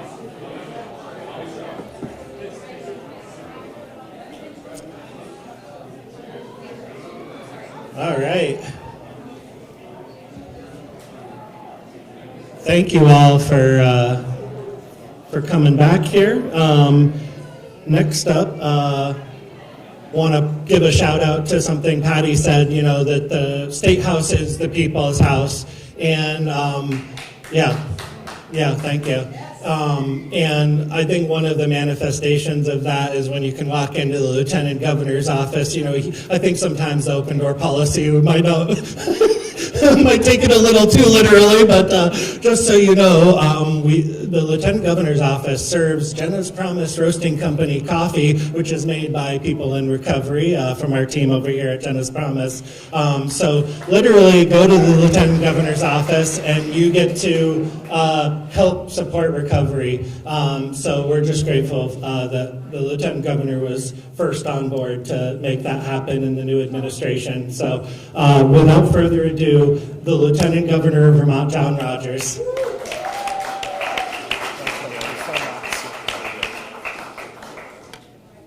Thank you, Daniel, and thank you to all of you. I met Daniel first at Jenna's Promise. They're really doing magnificent things. And to see how far we've come in recovery in really a relatively short time is amazing. And it's thanks to all of you. And I've said this over and over, every single person that is struggling with substance use and that makes a recovery and returns to their community and becomes a productive citizen of the state of Vermont is a small miracle. And when I look around this room, I see how big a miracle all of you guys are. And so I just want to thank you for your contributions. As Daniel said, I do have an open door policy. I love meeting with Vermonters and hearing from them. And S-157 is a bill that started in my committee, in my office, when a group down here for Recovery Day came into the office to talk about needs. And one of the folks in recovery housing said that right now it is really hard sometimes to get a person who has brought substances into the recovery house out of the recovery house before they take other folks down. And so I said, well, tell me what you need, and I got a senator to sponsor it. We got it drafted. It's moving through the process. We're hoping that by the end of the year it'll be signed by the governor. So if any of you have issues that you think need to be addressed, my door is open. All you need to do is call or email my chief of staff. We'll get you in. I act as an advocate for all Vermonters and have a good relationship with legislators and the governor and know how to get things done in the building. So that offer stands open. Really been exciting touring around the state, visiting Ben's house and Journey to Recovery, and visiting my neighbor Betsy up at Higher Ability, and to see, you know, what's happened. It takes a community, and to hear the great things that are happening, especially when folks are coming out of our corrections facilities and able to get into a recovery house and work with folks like Betsy to not only get a job when they get out, but to chart a career path, to feel that they're part of the community. Because, you know, I think we lose a lot of people to substance use when they don't feel part of the community, when they don't feel they have a purpose, they don't feel their self-worth, they maybe don't have good job prospects. So it's just so essential that when they come out of the facilities that they have that support. And it's pretty amazing to see what we have here. And really, my hope is, as long as I'm in elected office, to continue to support recovery and the systems that we're building, and to make sure that every community has access, because we know that need's there in every community. So I know you've got a lot of other speakers to get to, and I've got an appointment shortly, so I am not going to linger. But thank you so much for having me, and please feel free to reach out to the Lieutenant Governor's office anytime I can help.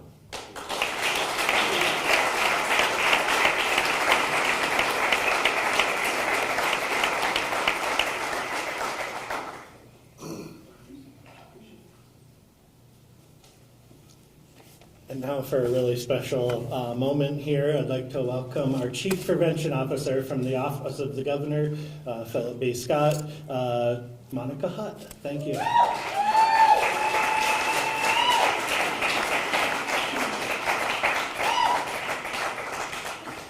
Good morning, everyone.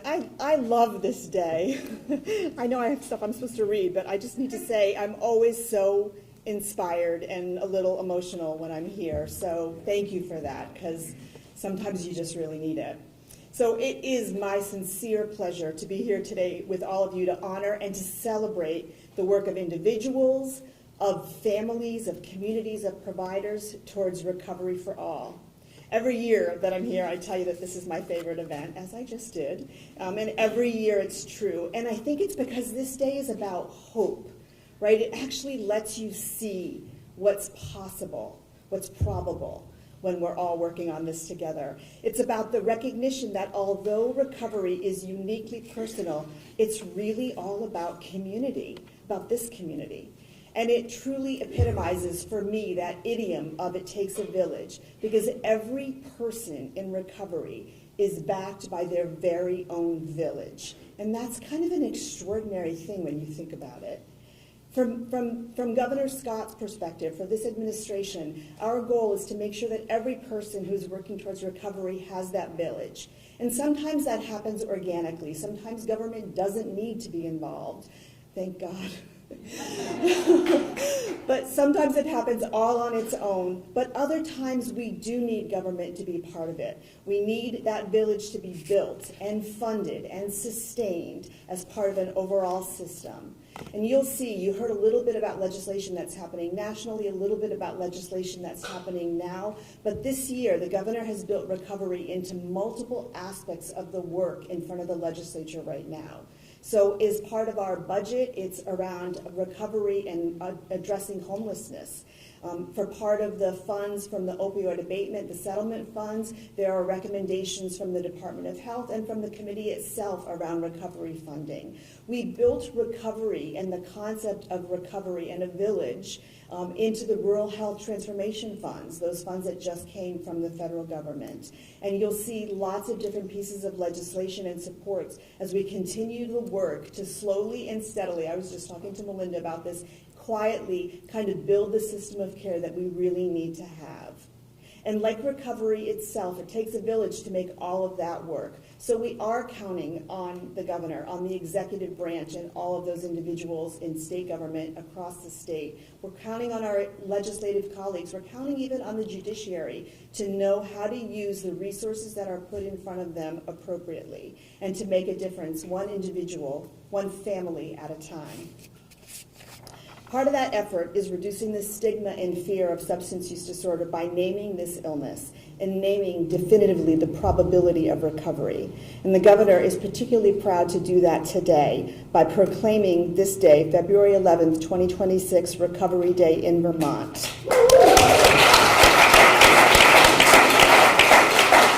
And now it is my honor to share with you his proclamation for the day, and then I will hand it off to Daniel to have for the day. Whereas alcohol and substance use disorder, mental health needs, and co-occurring conditions affect millions of individuals, as well as their families, friends, and communities. And whereas Vermont has made meaningful progress in reducing fatal opioid overdoses through the combined efforts of dedicated nonprofits, state agencies, healthcare providers, and community leaders whose innovative partnerships have strengthened prevention, harm reduction, treatment, and recovery systems statewide. And whereas Vermont continues to experience public health and public safety concerns from evolving drug supplies, domestic and sexual violence, housing insecurity, poverty, and adverse outcomes related to alcohol and other substance use disorders, and whereas people living with these conditions deserve multifaceted support and hope, including a community that supports them, their families, and their unique path to recovery. And whereas Vermont recovery centers, recovery residences, and peer services, such as recovery coaching, and all of their staff provide judgment-free, compassionate, evidence-based, and life-saving support in Vermont. And whereas the health, well-being, and quality of life of some Vermonters are impacted by chronic yet treatable health conditions, which can be exacerbated by inequitable access to safe, affordable housing, healthy food, transportation, childcare, and other social determinants of health. And whereas Vermont's Recovery Day is designated to remind all Vermonters that alcohol and substance use disorders and co-occurring conditions respond well to evidence-based and timely interventions, including the support from peers who have had their own unique recovery experiences to lean on, I, Philip B. Scott, hereby proclaim the 11th day of February 2026 as Recovery Day in Vermont. Give yourselves a hand.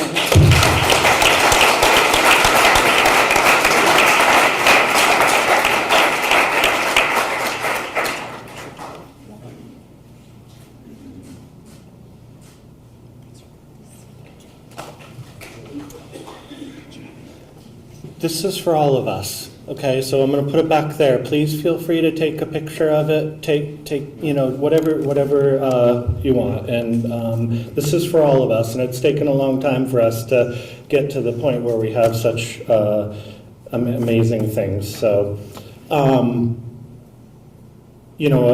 we talk about hope and loss, and I think all of us are driven, in part by not only the desire to share our experience, strength, and hope to help others so that they never have to experience maybe what we have. And we are driven to help others because we see the beauty and the value of human life. And so to honor those flip sides of the same coin, I'd like to welcome my friend and winner of the Jack Berry Communications Award previously, host of the Addiction Recovery Channel, and just amazing person, Ed Baker.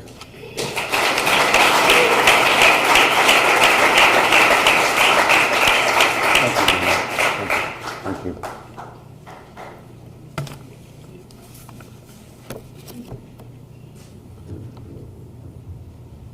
Thank you, Daniel. Can everyone hear me?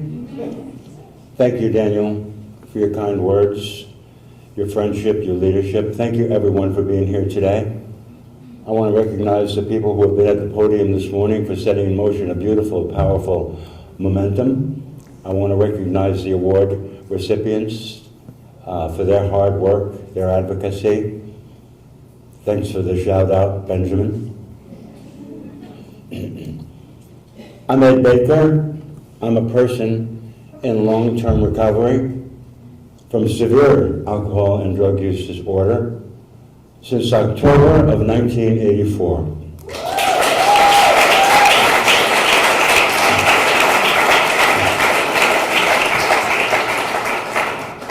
And that sound, that love resonates powerfully with me. Thank you.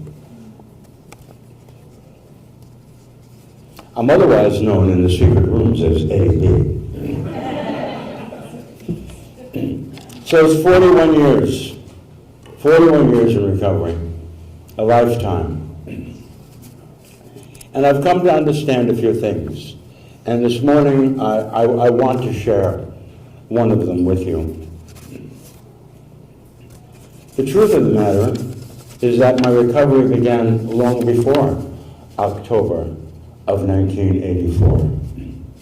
And what I've come to understand is that the recovery journey begins with the faintest whiff of a person's desire to harm oneself less. Now, that desire can, and very often does, live within the person, within the prison of addiction, surrounded by suffering.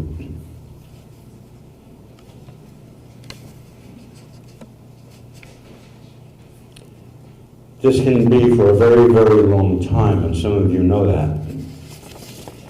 Before it achieves connection with other people like you, before it achieves traction, before it begins to lay down its beautiful roots, it lives within the person, sometimes within the person's addiction. Its course is not smooth. Its course is never linear. Its course is never predictable. Its course is as varied as the population of people who suffer from addiction, stigma, and the war on drugs. It's the gifted like you who can see recovery in its various stages, struggling, inching forward, unfolding, blossoming, tumbling backwards, begging for support, crying out for love. It's the gifted like you, the ones with unconditional safety in your hearts, who can see recovery in all its beautiful forms. It's the gifted like you whose inner worlds shine brightly. North stars of example, each and every one of you, beacons of hope in a very dark night. Nothing can dim the light which shines from within. That's Maya Angelou. Nothing can dim the light which shines from within you. Compassion is in the hearts of its beholders. Its warmth and its light are unmistakable. We're here today to affirm this in each other, to see this in each other, to appreciate this in each other, and to find each other. We represent all approaches to this public health emergency that we face daily. Prevention, education, treatment, recovery, mental health, public safety, medicine, harm reduction, state and local government, faith-based volunteer and peer groups. We are everywhere, and we are many. We are both people with lived experience and people without lived experience who just plain get it. And there are many, believe me. Our feet are on the same ground. We stand shoulder to shoulder. We stand face to face. We stand broken heart to broken heart. We share the same intent, and our shared intent has accomplished much over the course of our work together.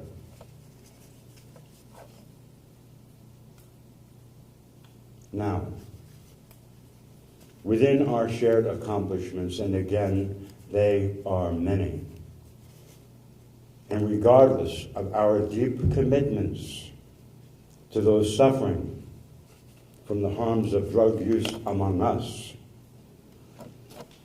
there persists an unacceptable reality.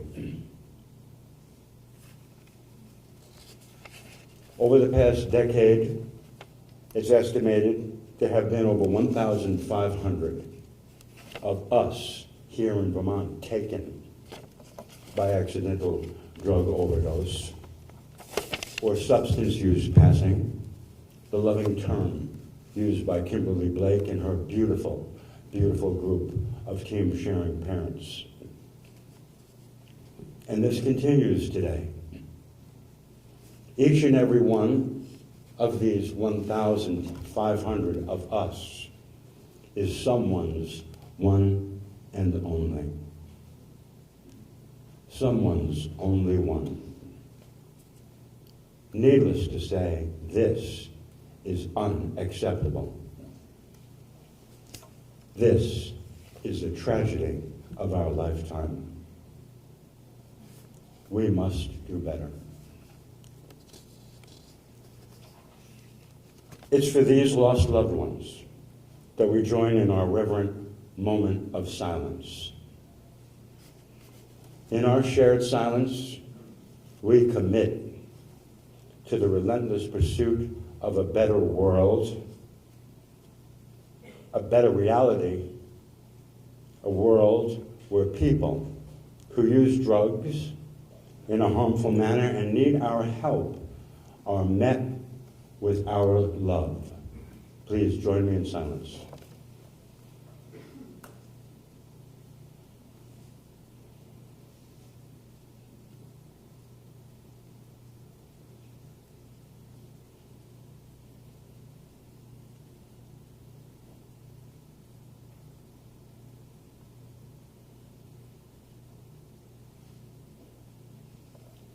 Thank you.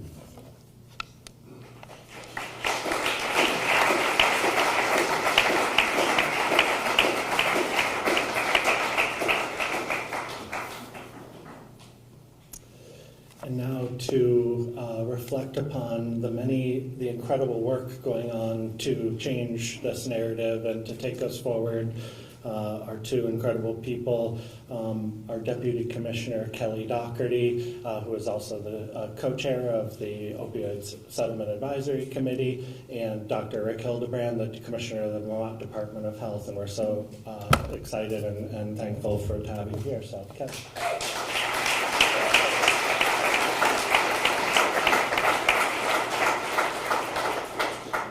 Thank you, Daniel. Ed, that was beautiful. Thank you. I'm going to echo what Monica said. I love this day. I always walk away from here feeling so inspired and uplifted, and it's so wonderful to see so many familiar and friendly faces here today, so thank you all for being here. In my short time being so close to this work, it's only been about 7 years since I've been in this position, I have seen such tremendous change. I want to echo some of what Patty shared in her address earlier. Like, I really feel like we are at a turning point, no pun intended. To see our treatment providers and our recovery providers and harm reduction folks all coming together in ways that they haven't before. You know, I want to recognize that, you know, we've got Valley Vista, we've got Recovery House in the room, which is incredible.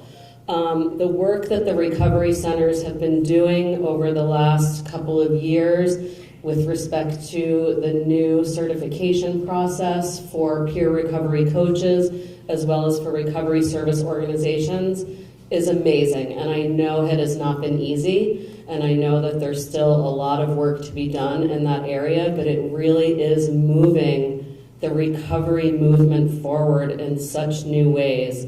So I want to thank all of you who are engaging in that work, because like I just said, I know it has not been easy. And I want to thank our team at the Vermont Department of Health, who is working with the recovery centers on that effort.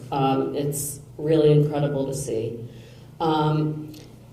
In addition to my professional work in this area, this is personal for me. I lost my father to substance use, in particular alcohol use disorder, when I was in my early 20s. So I bring a personal piece to this work, and I deeply care about it.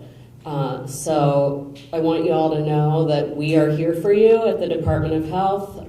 We are committed to recovery and the entire substance use system of care, and are working so hard to just improve it in every way that we can.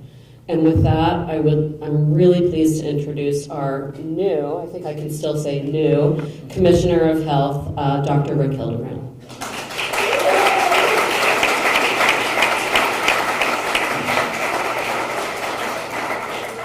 Thank you, Kelly. Kelly said she's only been doing this, she's new for 7 years. I've been here for 4 months, okay? So I'm really new, although I've been caring for folks with substance use disorder my entire medical career, almost 20 years.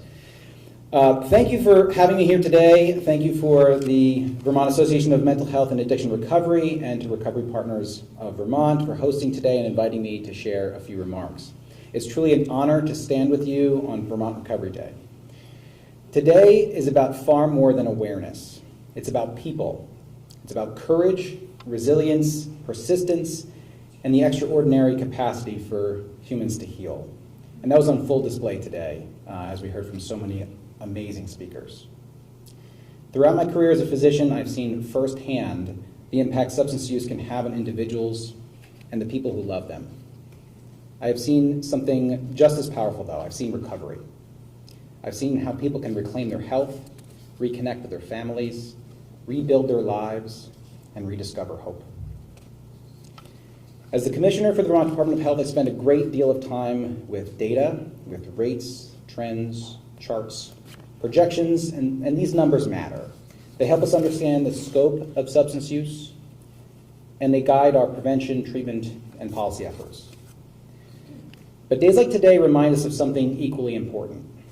Behind every statistic is a story, a friend, a neighbor, a parent, a child, a Vermonter. And here's the truth. Recovery is not rare. It's not the exception. It's happening every day across Vermont. In our cities, in our smallest towns, in our homes, our hospitals, our recovery centers, our workplaces, and our faith communities. Recovery doesn't just look one way. It can include medication. It can be abstinence-based. It can take many forms. It can be celebrated publicly or carried quietly. What matters is that it is real and that it is possible. Public health teaches us that substance use disorder is not a moral failing. It is a chronic, treatable health condition. It is shaped by trauma, by housing instability, by access to care, by employment opportunities, and the fundamental human need for connection. When we move from judgment to compassion, from punishment to support, outcomes change. Lives change. Vermont has shown us what's possible when we lead with that understanding. Recovery coaches are embedded in all 14 of our hospitals. Recovery centers across the state support parents, families, and individuals at every stage in their journey. Transportation services help get people to treatment and to work. Harm reduction programs save lives and create pathways to care. We are expanding access to residential treatment and centering people with lived experiences in shaping solutions. Our recovery community is strong.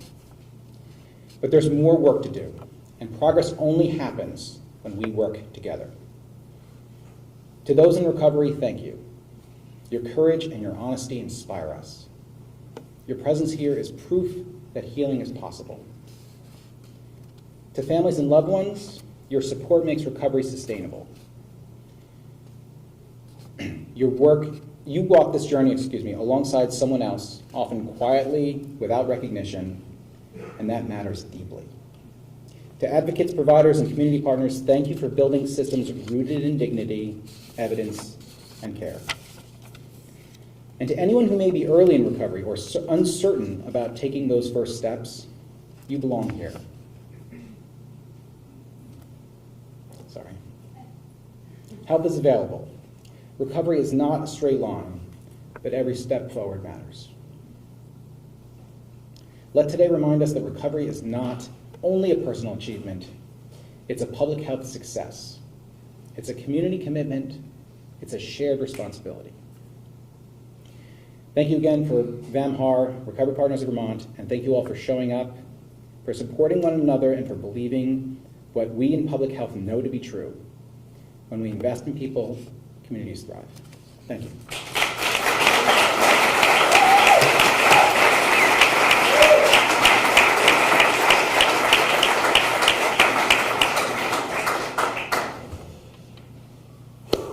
Wow, Next time, I bet some people might wonder, hey, what the heck does the state treasurer have to do with recovery? But honestly, I try to get Mike in front of every microphone I can because he is one of the most authentic, decent people that I have ever met in my life. And he brings himself every single time. He brings the heart, he brings his true authentic self, and that's a quality I respect most about the recovery community, and that's what I respect about Mike. He's a part of our extended family. If you ever get a chance to watch the Howard Center conference speech that he gave, it was one of the most powerful mental health speeches, but Mike has just been a tremendous ally, and he just shows up. Sometimes I think he's pulling a Barney Flintstone and being in multiple places at once. So just an incredible person. The State Treasurer of Vermont, Mike Pieciak.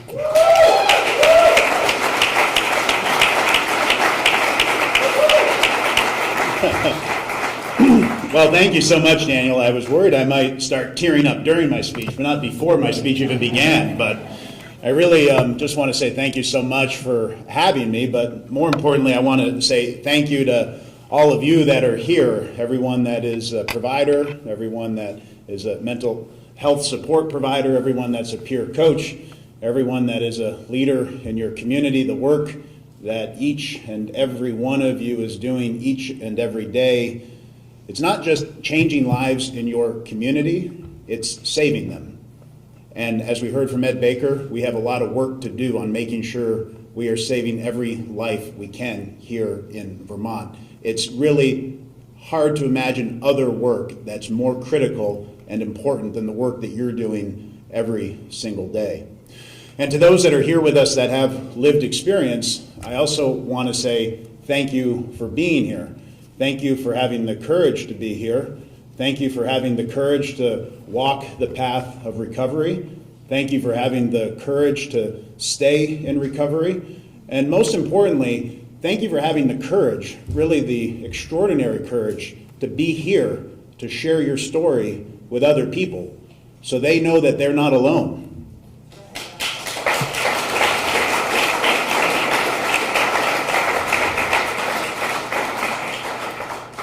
And by sharing your story, you are giving other people courage and hope, and you're ensuring that here in Montpelier, we make better decisions and we make better policy. So your experience, your stories are so critical. Thank you for being here and for sharing them.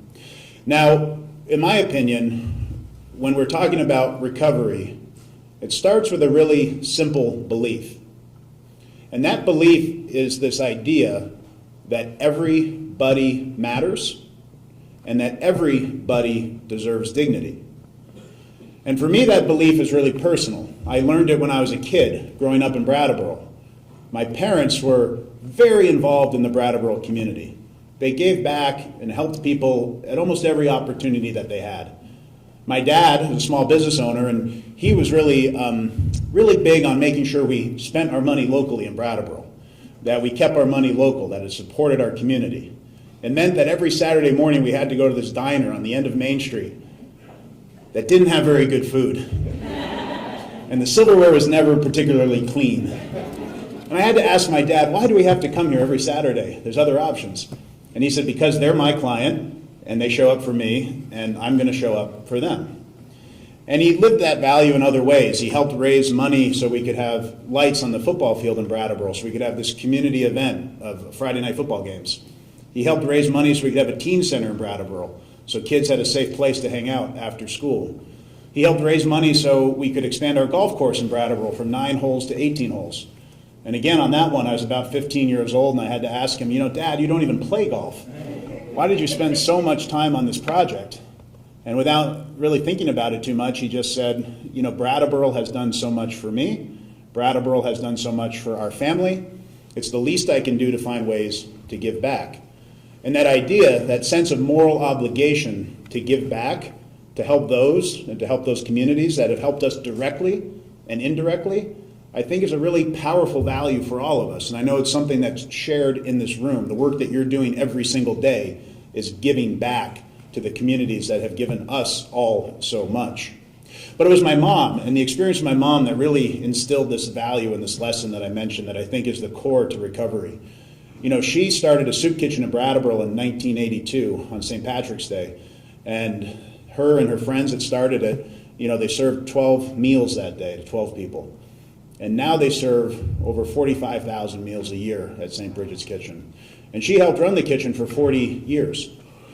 And without fail, when I would go with her to deliver food in Brattleboro to someone that was shut in or an elderly person, or when I was with her at St. Bridget's Kitchen and somebody walked through the door that might have been in recovery, might have been having a mental health challenge, might have had a criminal record, might have had a really bad day, it didn't matter.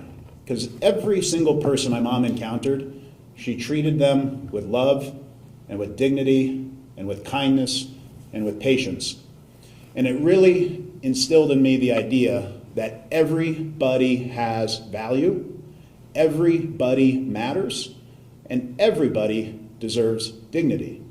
And that's the standard, the high standard, that all of us as politicians, as policymakers, as leaders should be holding ourselves to. I think it's the high standard that all of us as community members and as community leaders should be holding ourselves to, this idea that everybody matters.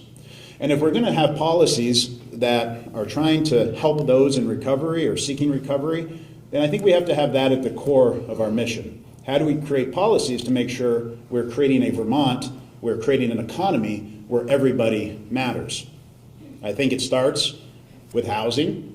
We need to make sure we have adequate housing in our state, not just for those that, you know, are trying to move here to help our workforce and all of those things that we need, but for those that are struggling with recovery and struggling with housing insecurity and instability.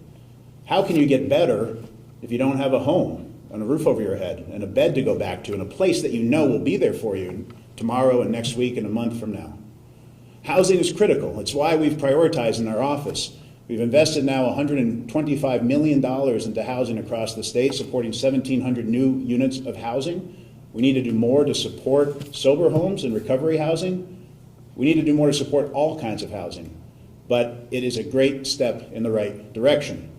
You know, we also have to be supporting the organizations that are doing the hard work in recovery as well. That's why I was so glad that our new program called Vermont Saves, which is a state-based retirement program to help those that have never had the opportunity to save for retirement, be able to do so for the first time. And it's great for those employees of those organizations and those businesses. In the United States, the average person, they just said, has $995 saved for retirement. And the reason it's so low is because some people have access to retirement and have a pretty good amount saved, but then the number of people that have no access at all basically have nothing saved. Vermont Saves looks to fix that problem. People are now saving. We have 5,500 people that are saving for the first time in Vermont Saves. Collectively, they've saved $5.5 million.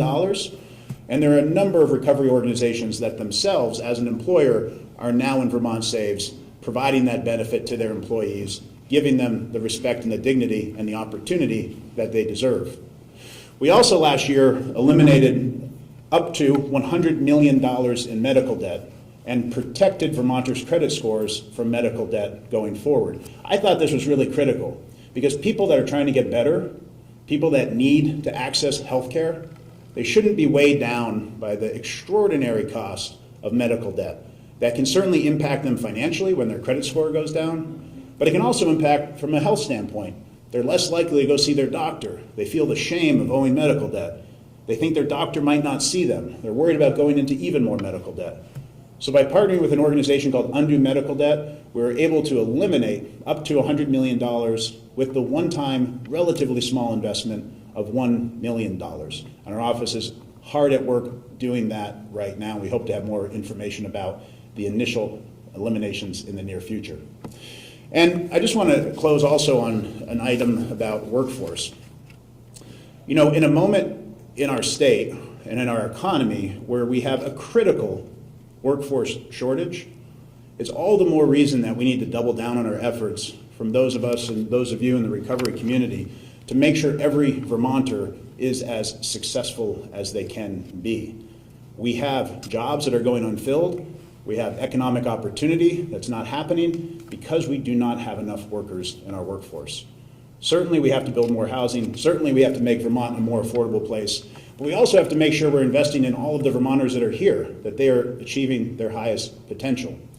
And I know Sarah Byers is here from Leonardo's Pizza, and we need employers that step up and know that recovery is a second chance and that they will invest in those employees as well. So thank you for the work that you're doing. So, in closing, I just want to say 267 days ago, my mom, who I talked about, passed away from lung cancer. And, she was obviously somebody that was very dear to me. And the grief that I experienced when she passed, made me have to confront my own complicated relationship with alcohol. The grief that I experienced, I said to myself, I don't want to experience this grief and have alcohol in my life at the same time. But it had been many years where I thought to myself, I should probably give up alcohol. What is it adding to my life?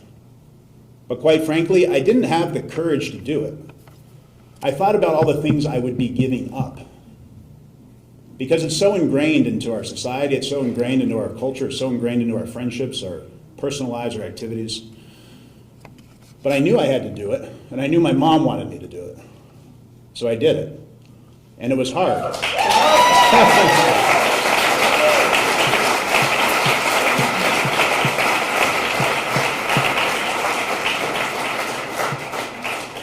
Well, I thank you. I appreciate that. But my point is that so many Vermonters have a much harder road to recovery, a much harder road to their path than anything I experienced. And for me, it was still really hard and challenging. So I can only imagine, really, I don't know what you're going through and what you have to do and sacrifice and finally make that decision that you want to take the path to recovery.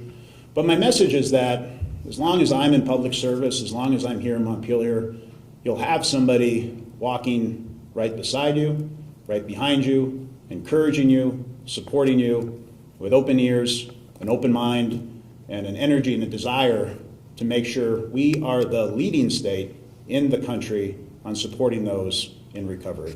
So thank you so much for having me. I really appreciate it. Thank you.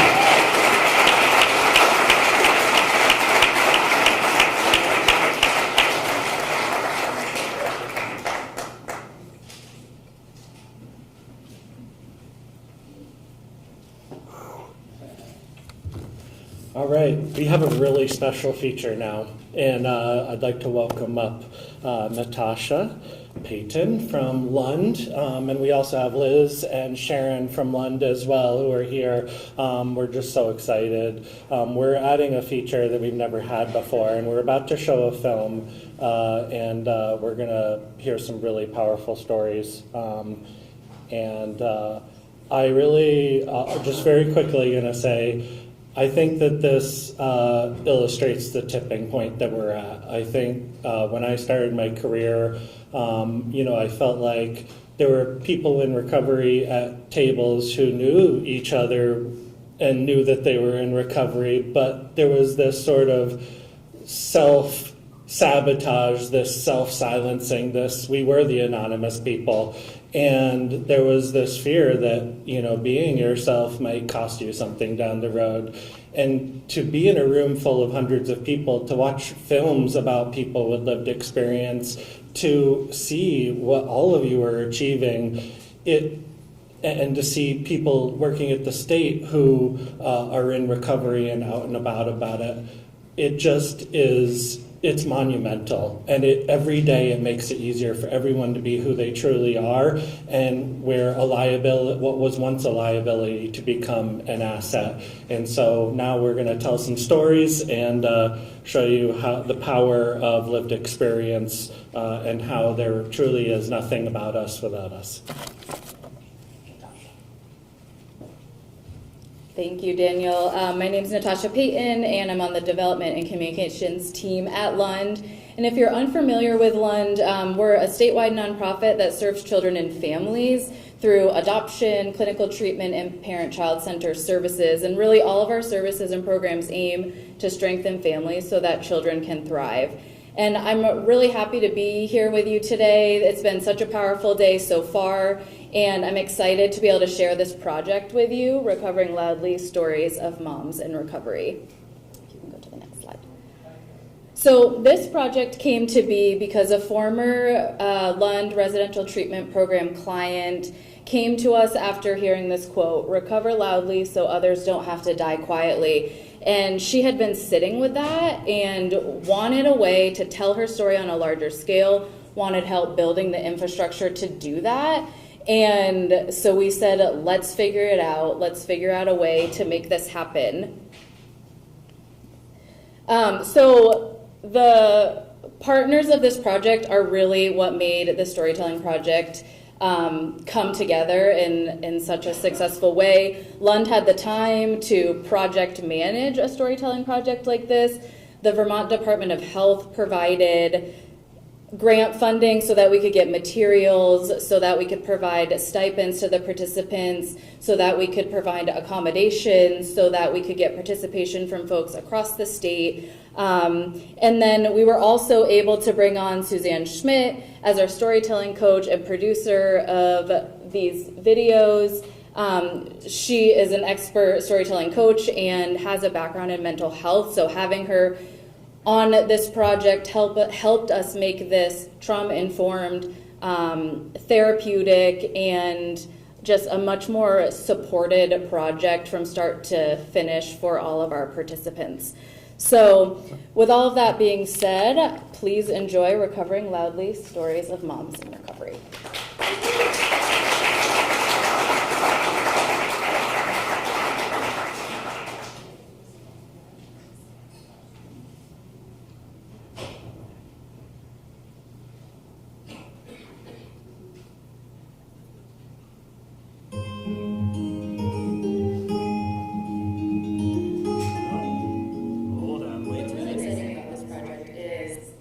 That's not what I wanted.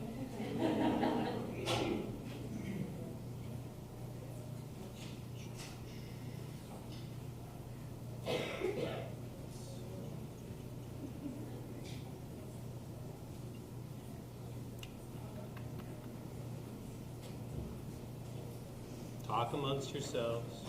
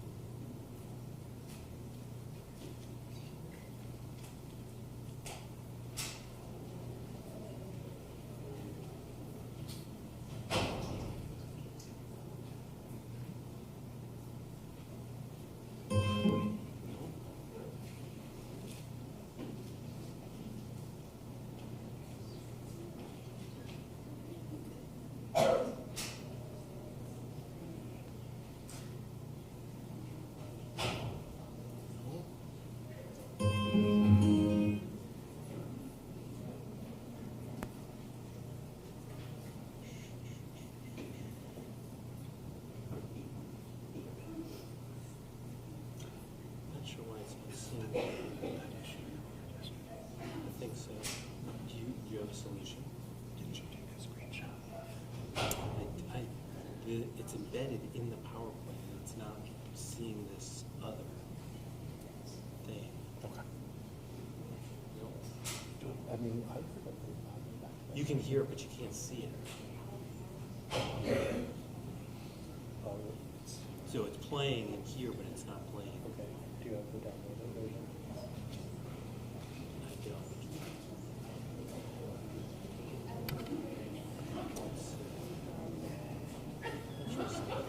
Could you get it? You could get it online. It is on YouTube. Yeah.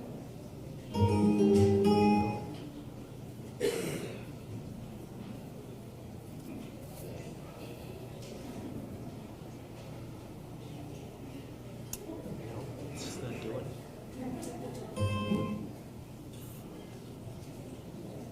Can we bring it up on regular YouTube instead of in the presentation?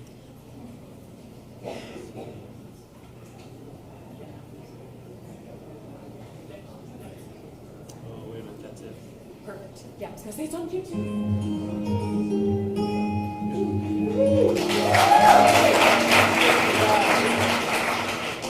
It really came about because a former client of ours who is still connected to Lund alumni programs wanted to tell her story. She wanted a way to tell it on a larger scale and connected us with the Vermont Department of Health, who had funding but no time for a project.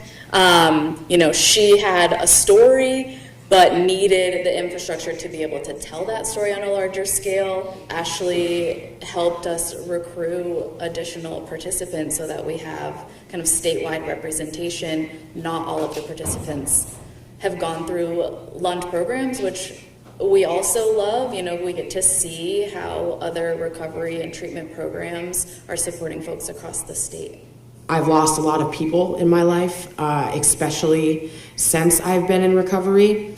And a lot of those are women that I lived with at Lund that passed away, that were moms. And a lot of them they died because they were feeling shameful. They didn't want to talk about that they had slipped or they had relapsed. And because of that, they're gone. And that's another reason why I want to use my voice and recover loudly, because if we recover loudly, others won't die quietly. And that's something that's very important to me. I lost a sister to addiction. I've lost a cousin. I have lost so many other sisters in arms. It's a lot. And I want, and there is another way. It's not easy. I won't try to pretend like this has been a great 9 years, because it's not. It's a hard. So why I wanted to do this project is because it's important to me now that I've found stable recovery to be somebody that can kind of reach out and help other people find their way as well. You're not alone. You can get through this. Things are hard in recovery, yes, but things are harder when you're doing drugs. Things are harder when you're drinking and it's taking over your life. Recovery is not a one straight line. It's like a roller coaster. It's up and down, and there's days that I still want to pick up. I have dreams about doing drugs and getting drunk, and sometimes I'm like, that sounds amazing. But in reality, I want to be where I am today. I want to have my kids. I probably wouldn't even be alive, to be honest. And so I think recovery is not the answer to solving everything, but a bad day in recovery, this is something my sponsor told me, your worst day in recovery is still your best day versus you being in addiction.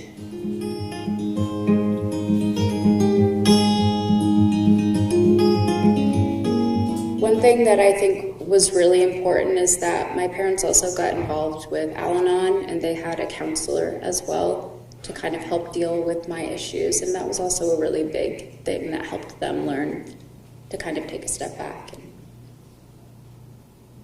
The thing that was most helpful for me in my recovery is knowing that there was at least one person who believed in me and who believed that I could achieve better and that people can change. That was my daughter's juvenile court attorney, who she was appointed immediately after her birth when I lost custody to the state of Vermont. She came to the hospital room and she introduced herself to me and she informed me of what was about to happen.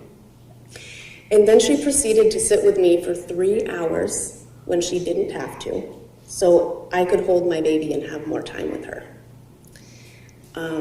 She allowed me to take a nap while holding my baby, and when I woke up, she was still sitting there. She talked with me every other day for the entire 6-month length of time that I was in prison to reaffirm me that she was on my side, to give me updates on how my baby was doing. And I was mindfully aware during this time she didn't have to do all of that. And she did, out of the kindness of her heart. And we are still in communication to this day. We send each other emails with updates, and she expresses how proud she is, and I express my gratitude for her being that one person that believed in me just enough so I would believe in myself. I think like kindness and people like holding space for my recovery was like the most important piece. Like I think my mom specifically, like being able to hold that space for me was really critical. But also having a community of people that really believed that I could find recovery, and that like as I like kind of moved forward was rallying was super, super helpful. Programming like Al-Anon is amazing because they'll help. Just the community part of it, I think, is important. I found that by living at Lund because I thought I was all alone. I'm like, nobody's going through the stuff that I'm going through. There's no way. And then I moved into a building with 26 women going through the stuff that I was going through. So that's how I learned about like the community aspect of it is so important. First, it was Lund, being at Lund. The staff they were very, very like they were just, they were very aware of like trauma and addiction and how it kind of cycles itself. And so they were really gentle with us. They were very loving. The words that they used were loving and comforting. We used to get like these kudos cards, and they would say certain things on them. You did amazing today, and I would post them on the wall. And so that helped me get through like my first year. And I also had like a lot of friends from Connecticut and family and my mom. They were all really, really encouraging. And then eventually I met my sponsor. I had tons of sponsors that were encouraging and amazing, but I found the one that I still have today, and she's just, everything that she says to me is from a place of love. Every time she hangs up, I love you, Jen, you're doing amazing. And I think I needed to hear those things to feel like, okay, I can be loved. And so, yeah.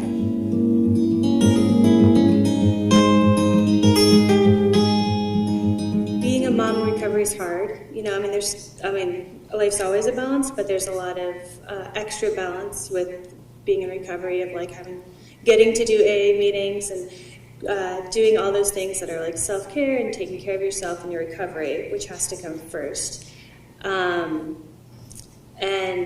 I figured if it could help one person, then it was worth doing it. The thing that keeps me on track right now is my daughter, for the most part. She keeps like my head on my shoulders, and she reminds me of what's important and why I'm still here. Like there's reasons that I made it through my addiction and have been able to come out on the side, and she's a huge part of that. I'm pretty convinced that she needed to be born for some reason. The stuff that we went through and the things just my birthing story alone is enough, and there's so much more after that. So there's a reason she's here. I don't know why, because she's only 9, but there's a reason. And she saved me. She gave me the strength that I needed to realize that I needed the structure and support of more help than I was getting, and that's what I got, and that's how I am where I am now. And she's definitely the driving force. Plus, she's a wild child, and she keeps me on my toes. Being a parent in recovery is like the most important and fulfilling part of my life. I think that having kids and having my daughter in early recovery gave me the motivation to move forward and prioritize my recovery. And I wouldn't necessarily recommend somebody do it that way, but I think that people can find motivation, and the love of their children can be a driving force in putting the work into their recovery, and that's how it was for me. And I love children, and so being able to help parents find their way into recovery so that it will benefit their children and of course themselves is something I'm really passionate about. When I became a parent, I wasn't in recovery. I was sober, but I wasn't in recovery. And then they gave me, with my dad, I couldn't stick up for myself. I couldn't stop blaming myself for what happened, which kept me in that cycle with my father. But once he told me he would treat her the same way he was treating me, I realized that she doesn't deserve those things. And it made me realize, maybe I didn't deserve those things.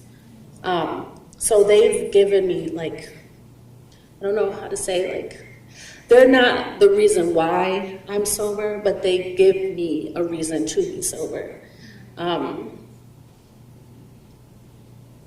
Yeah, I couldn't base my recovery on my children, but they're part of my recovery. They give me life. They help me realize that what kind of love a child should get and how important it is for a child to be safe. Children are vulnerable, and whoever's taking care of them, they need to be the person that keeps them safe. And I didn't have that from my father. So I learned that from my kids.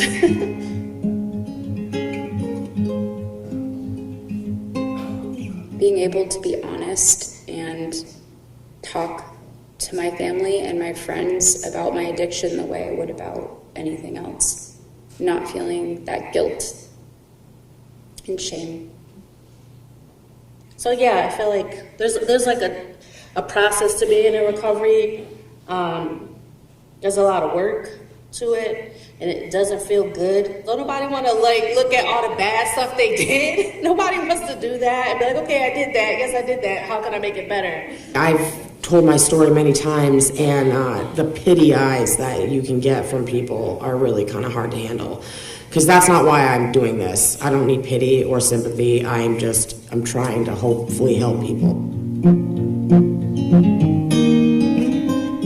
My kids are the thing I'm the most grateful for. I have 3 kids. My daughter is 7, and my middle son is 5, and our youngest is 2. And they're just each so unique and fun and funny and really brighten up our lives like all the time. Like I don't think I've had a bad day since I've had them. Like I mean, there are hard moments in each day, but there's like always. I don't think I've ever not laughed like any of the days since they've been born. Like they bring so much joy, and I just really love being their mom. I'm grateful for so many things, but I think in general, the most grateful I am is just knowing that I'm doing good every day, going to bed at night knowing that I'm going to remember it in the morning and that I'm proud of what I'm doing. I have so much to be grateful for. I feel very fortunate. Probably my wife is probably actually what I'm most grateful for. Although, I mean, maybe my sobriety, because without that, I definitely wouldn't have my wife. She's way out of my league. She doesn't know it, but she is. Maybe she knows it, but yeah, probably my sobriety. I need that before I get any of the other gifts. My hope for myself is to find contentedness that I never have had. I've always lived in a chaotic lifestyle, and for me, I really don't think when it comes to me, I have a hard time thinking of the now. I think about the future, and when I'm in my 60s and I am sitting at a lakeside just relaxing and having found peace, and that's all I want for myself, is just to find contentedness and peace. And I'm getting there. It's taking forever. I mean, instant gratification is real. I am most grateful for the second chance that I was given, for my children, and to be having this life.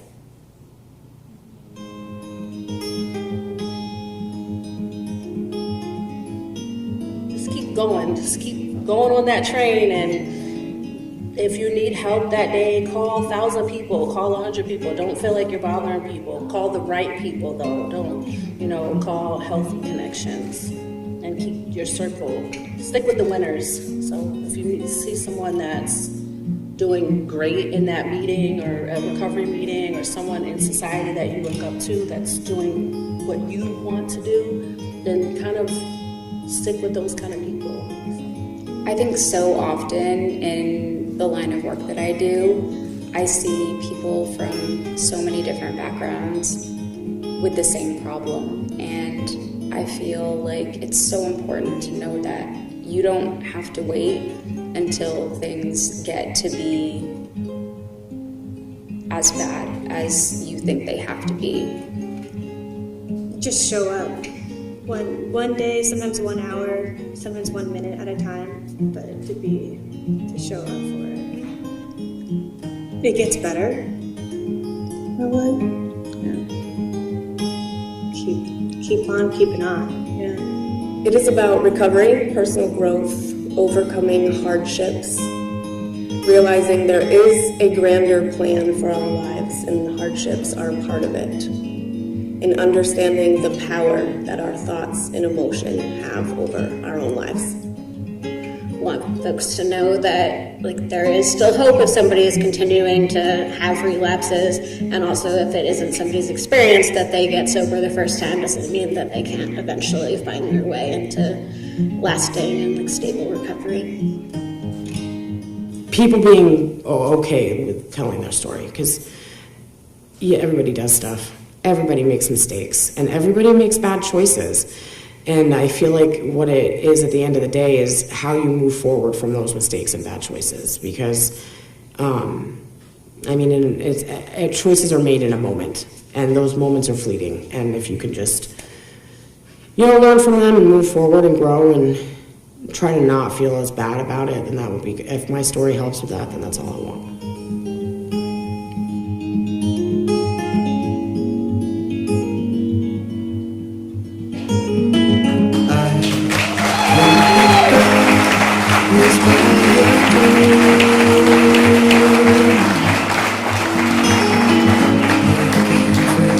Return from the freezing shore. When that bird goes flying toward what it puts you through, you need so much more than an easy tune.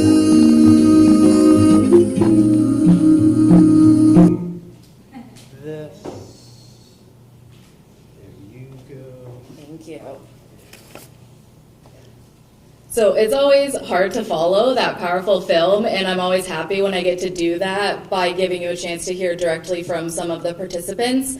But before I call them up, I do just want to share that all of the participants, in addition to this longer film, filmed their own story, and they range from 4 to 8 minutes.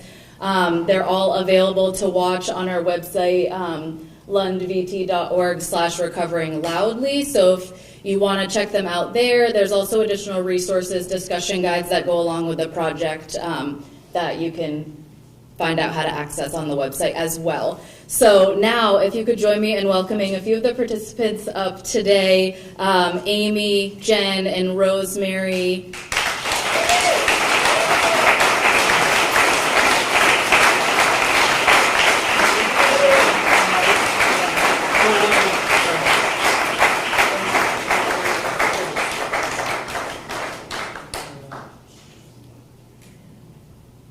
And so I just thank you all for being here, for sharing your stories. I just have a few questions for you all, and you can kind of popcorn around. You don't have to answer every question. But in the video, you shared a bit about why you wanted to participate in this project. And now that it's here and the films are, the stories and film is out there, what are you hoping will come from this project? I'm hoping that it will bring people to Lund or Turning Point or any other, so people don't know they're not alone. I didn't know about Lund, and I've been in Vermont probably, I know it was 7 by the time I went to Lund. So it's just, there's not, you don't have to leave your kids all the time. And it's longer than a rehab. I've been to so many rehabs. I realized so many times. So there's more programs that fit for you, for anyone. So, and I think too, us hearing other people's stories, it helped me. Like Ashley was saying, it helped me not to feel alone, because I felt like I was ashamed, and I felt like I was the only one.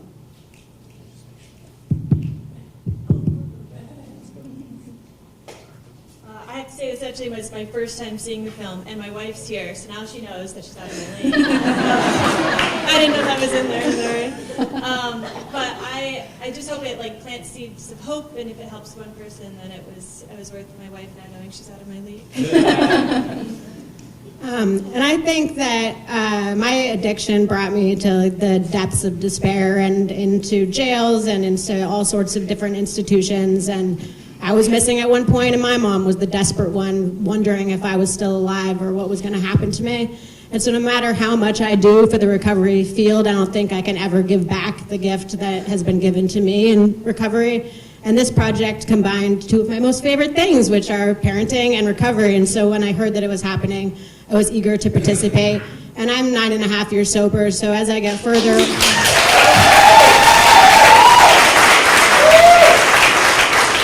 Thank you. And as I get further away from my active addiction, it doesn't feel as green, and I think it's important for me to remember and be willing to share.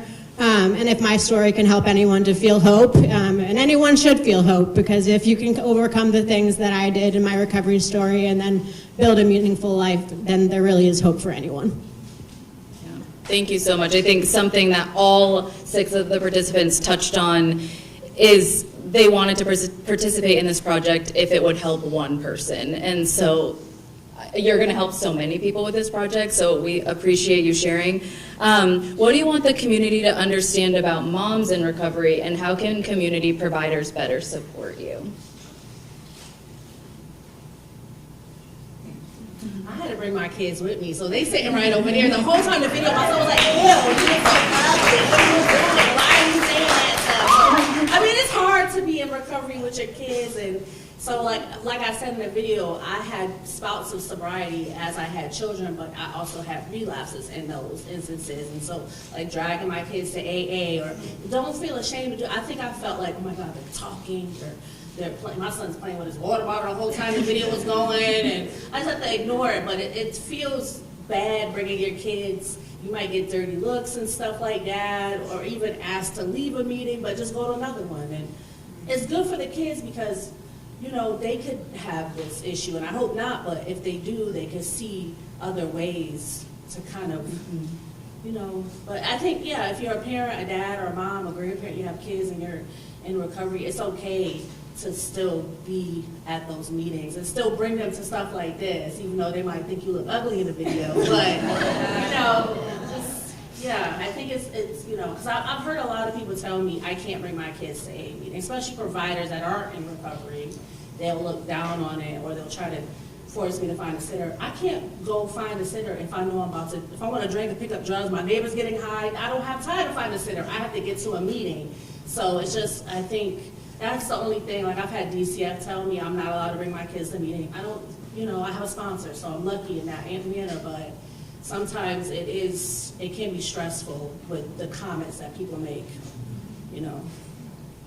I would agree, that understanding of like having, even when I signed up for this, which I thought I was going to be able to hide in the back because I thought everyone was coming and I thought I wouldn't be apt to get to speak.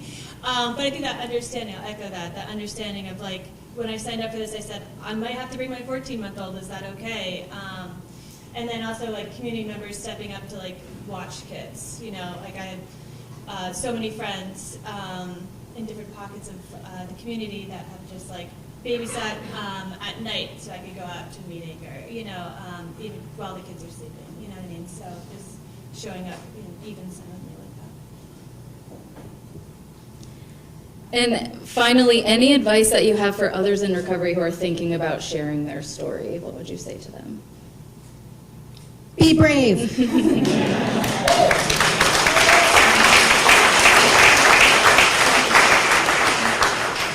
Don't overthink it. Yeah, just get through it. We had Susan, where'd she go? She's here somewhere. But she, like they were saying, they had hired Susan to help us, and she was such, I think I almost quit like several times. Because we've spoken at meetings and stuff like that, but it was like being recorded. There was like lights, and it was hot. And it was hard. I couldn't even read my own story. I had to put it down. They made me put it down and like walk around the room. It was just, it is hard, even if you've done it a bunch of times. But I think, yeah, every time I watch, I don't want to cry when I hear you guys tell your story, and I think this was like something that you guys did. All the people that put this together was amazing. I hope you see more And I hope everyone has a story to tell. So, I think it will help. But any type of recovery, even trauma, even if it's not addiction. So, that's it. Thank you all so much for sharing your stories with us today. Yeah. Thank you.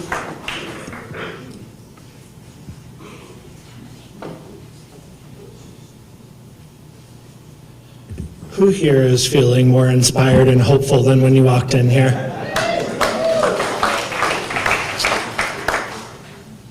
Next up, I'd like to bring up Rosemary Rosso, the ED of Turning Point Center of Central Vermont. You just saw her incredible inspiration, and Ariel Balak, the ED of the Kingdom Recovery Center, to present the Dr. Mark Detman Trailblazer Award. And just want to, while you guys come up, just want to give just another special shout out to our partners at the Central Vermont Prevention Coalition. This really came about in partnership with CVMC and the Central Vermont Prevention Coalition. And the citation will speak a little bit to who Mark Detman was to us. But this is a special award recognizing a special person, and we're really glad to be able to give it to somebody who was connected to the beautiful project that you just saw. So without further ado, Ariel and Rosemary.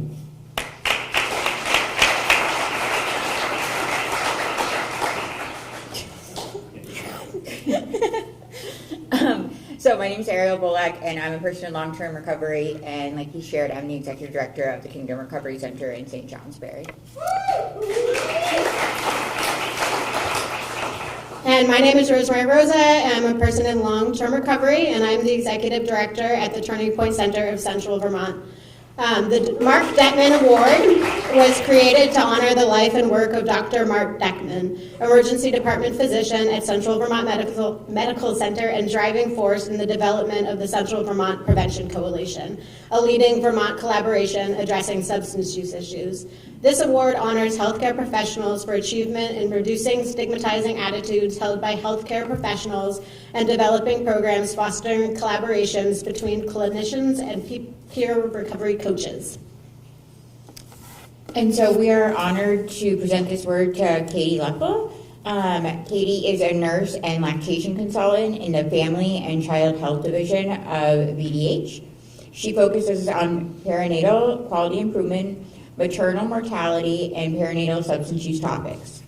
In her role with the Maternal Mortality Review Panel, she has helped develop and drive interventions to prevent Vermont's leading cause of maternal death, accidental overdose. She also acts as a liaison to the Perinatal Quality Collaborative of Vermont, often called the PQC, and supports the Division of Family and Child Health Nursing Workforce in VDH local health offices. She has supported community partners to incorporate maternal health specific projects in their substance use prevention work with the Central Vermont Turning Point Center, and as you just saw, the Lund Recovering Loudly Project, and also the Bliss Project with PQC. Additionally, she has partnered with the PQC Vermont and the Alliance for Innovation and Maternal Health team to plan and implement the Care for Pregnant and Postpartum Patients with Substance Use Disorder Patient Safety Bundle. As part of the bundle, she is collaborating with clinical and community partners to improve care and address perinatal stigma and bias. She has also partnered to create secure electronic platform for the Family Care Plan to help guide coordination for birthing people and develop improved guidance for clinical community teams on approaches to supporting families with SUD involvement. She also partners closely with the Family Services Division to adopt supportive child welfare approaches for birthing people. She continues to her work over 13 years in the community as well, providing lactation support and nurse home visiting with Central Vermont Health and Hospice on a per diem basis. So I've been very honored to get to know Katie over the last years with my work with the PQC and the Maternal Mortality Panel. And she just really values lived experience, and she's able to bring our voices to the right spaces to be heard, and she believes in using lived experiences and our stories to help create system and policy change. And it's just been really awesome to get to know her and just have her support and uplift me and give me hope and be able to share my experience in multiple spaces that are making an impact. And so when I heard what this award meant, I was like, I know the person. Yes, and I've had the opportunity to work closely with Katie over the last couple of years as I worked on building our Overdose to Action funded Parents in Recovery program. Katie is a visionary and thinks outside the box. She thinks about systems, and she also values people and lifts up those with lived experience. I cannot think of a more appropriate person to receive this award, and so with that, we would love to bring Katie up to receive this award.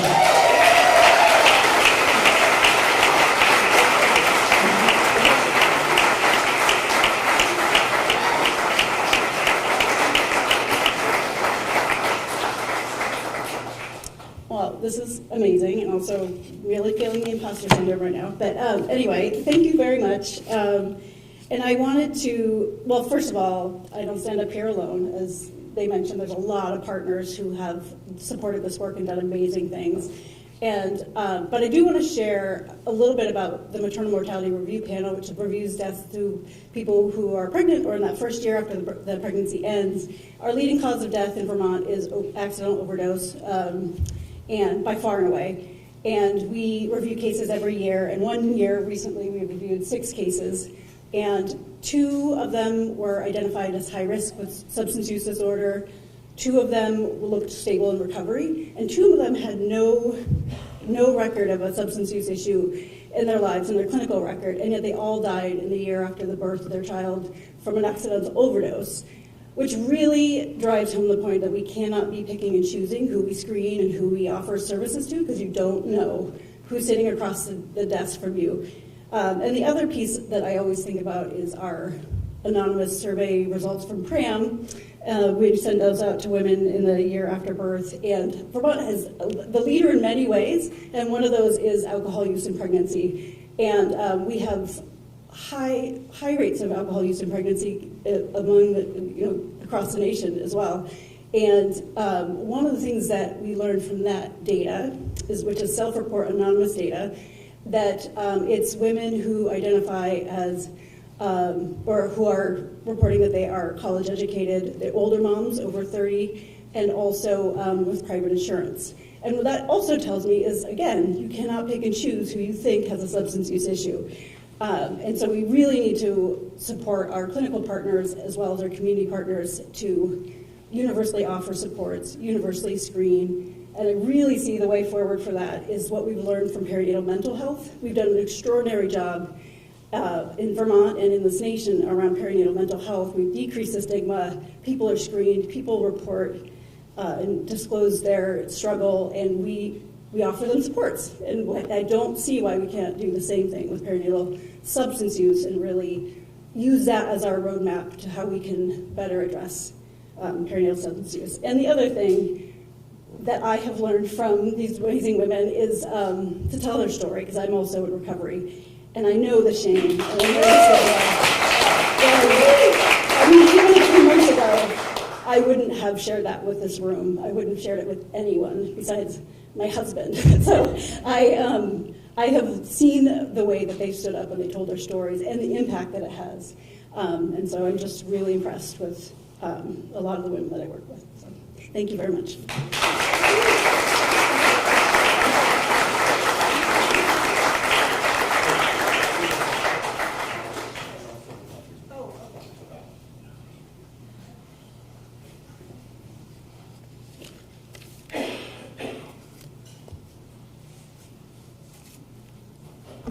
Just want to say a really quick word of gratitude. Of course, there are many funders in the room. DSU is the conduit through which so much federal and state funding goes into the recovery community. There are private philanthropists. We all give in our own ways. I think back to the COVID period and also the floods and so many other moments of both crisis and tremendous work, as well as just our decades in the recovery field. And one constant has been the Vermont Community Foundation, and they're represented today by Andy Barker, who has been beyond valuable as a thought partner, as a as a person who just believes in us and invests in us. And the Vermont Community Foundation, I honestly think their organizations in the recovery community probably wouldn't have survived COVID even, operationally had it not been for the Vermont Community Foundation. And they're big investors in the arts and films and in community gatherings and so many other things. So I just want to thank the Vermont Community Foundation.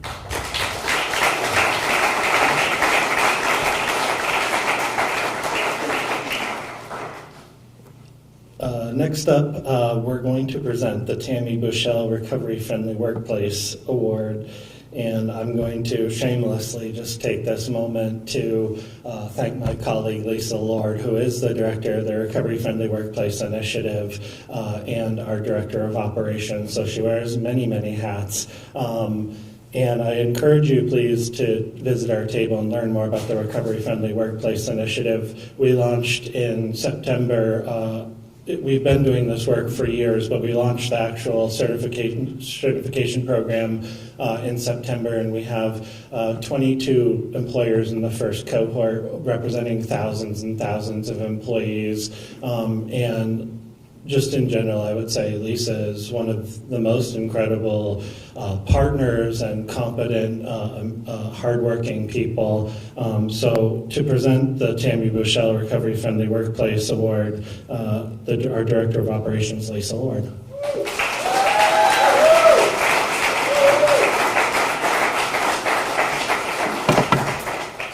Thanks, Daniel. Hi, everyone. Happy Recovery Day. So the Tammy Bushell Recovery Friendly Workplaces Award was created to honor the trailblazing work of Tammy Bushell, who has done and continues to do so much work around reducing addiction-related stigma, transforming her workplace into one that supports employees in and seeking recovery, and advocating for Vermont employers to become recovery-friendly workplaces. It's not only good for your employees and your workplace, it is important and necessary and wonderful for communities and needed across this state. This award honors a business or organization that demonstrates a strong commitment to supporting employees in recovery and fostering a workplace culture of inclusivity, understanding, and wellness. This award recognizes innovative practices, policies, and leadership that reduce stigma, encourage recovery, and create a supportive environment where individuals can thrive both personally and professionally. This award is named for Tammy Bushell because it honors something deeper than policies or checklists. It honors courage, humanity, and the willingness to lead in a way that recognizes the whole person, their potential, their joys, and their sorrows, and also what becomes possible for growth when dignity and respect truly are present. The recipient of this year's Tammy Bushell Recovery Friendly Workplaces Award embodies that spirit fully. As a business leader, Sarah has long understood and demonstrated that work is about more than productivity. It's about livelihood and sense of purpose, and above all, it's about connection. From serving on the Governor's Opioid Coordination Council, and as she describes it, a distinct honor of co-chairing the Recovery Strategies Committee, to leading a family-owned business truly rooted in care, she has consistently used her voice to reduce stigma and to open doors. At Leonardo's, Recovery Friendly doesn't live in a binder. It lives in flexible schedules that honor recovery meetings, and in hiring practices that see people before resumes. It lives in a culture grounded in dignity. Leonardo's mission, sharing love through pizza, is more than a slogan. It is how they show up for their team every single day. Research tells us the recovery-friendly workplaces strengthen morale, retention, and well-being. And Sarah reminds us of something that is even more important. This kind of work isn't complicated. It's human. It's my honor to present the Tammy Bushell Recovery Friendly Workplaces Award to Sarah Byers and Leonardo's Pizza.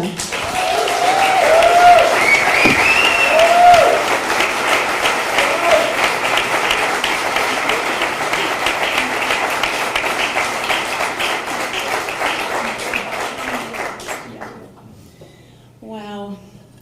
Thank you so much, Lisa, for those beautiful words. And thank you to VAMHAR and Recovery Partners of Vermont. I'm truly overwhelmed to receive recognition and honor of a true pioneering trailblazer like Tammy. And as I stand up here, it is clear to me that I am simply a reflection of all of the people and experiences that I have benefited from. And as Lisa mentioned, one of those was my serving on the Governor's Opioid Coordination Council. And there are many members from that Recovery Strategies Committee that are in here today. And you all can attest that those meetings were often standing room only, just like this one, with individuals in recovery who were sharing their stories, their experiences, their pathways to feeling successful in life. And it was the most powerful experience for me. And all of those people helped to create some of the systems, policies, and services that I'm hearing about today. And not only did you do that on a statewide level, but you all changed my life. I am a stronger business person, a stronger leader, a stronger community member because of you. And you also gave me one of the most tremendous gifts. You gave something to my family. You brought my family back together, and I will always be grateful. I am also a reflection of the amazing team that works at Leonardo's Pizza. My father, who founded our business in 1990 with a social mission before that term had even been coined. My husband, who oversaw the business with me for 20 years. And all of the people who came in and out of our doors, who make the business what it is. The people who showed inclusivity and belonging, who understood what it meant to share love through pizza with each other, with our customers, and with everyone in our communities. And it is all of them who truly do the work each and every day and inspire me. And I also want to recognize each and every one of you, because this is a reflection of you as well.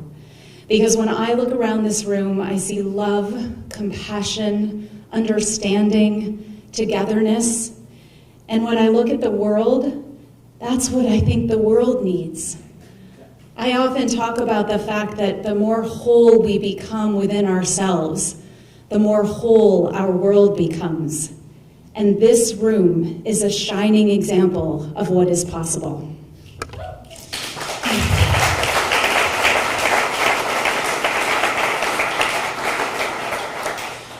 I also want to recognize probably one of the greatest reflections, and that is someone that you haven't seen, but who has been standing by my side, holding my hand for the last 50 years, and that is my sister, Abby. It is her courage, her bravery and vulnerability, her belief in the power of sharing her story through me that gave me the blessing to do just that, to share her story of her substance use journey and our family story publicly for the last 10 years.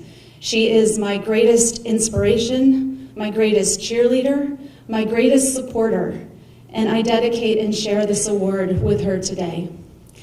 And as I stand here, I think of the words from my favorite musician that I want to offer all of you, because I feel it. And that is, I love you. Each and every one of you, even if I don't know you. I love you. Thank you so much.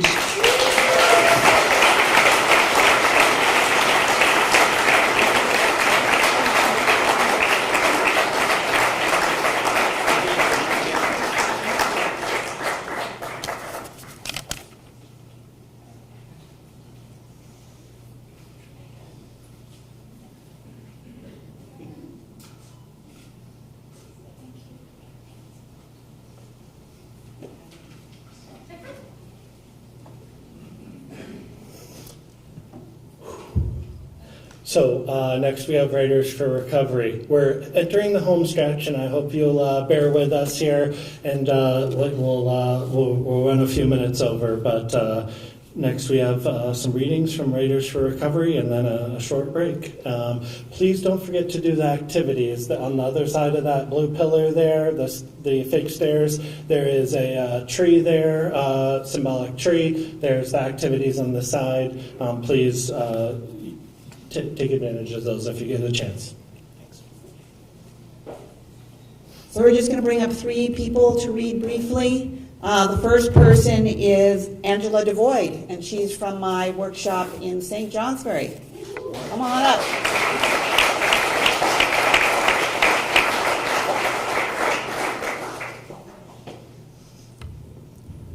Hi, my name's Angela, and I am a long person in recovery, and February 16th, hopefully I'll be sober 23 years.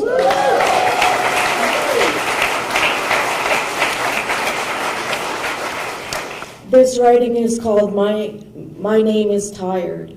My name is Tired, nice to meet you. Look at my eyes, trying not to let my tears fall on my makeup.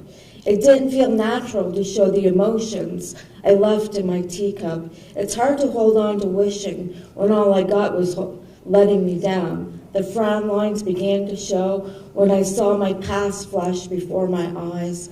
I throw my eyes to the ceiling, hoping time will stand still just for a moment. It happens sometimes when I let my breath slip beneath my feet. Short and painful, I don't want it if it's always gonna leave. You let me down anyway, I don't think forgiveness is in the name. No more failed attempts to release all the trauma in my name. I'm the youngest I'll ever be and the oldest I've ever known. Covered my head in satin sheets while lying in shame, guilt, and remorse took hold. My name was tired, but just for a short time.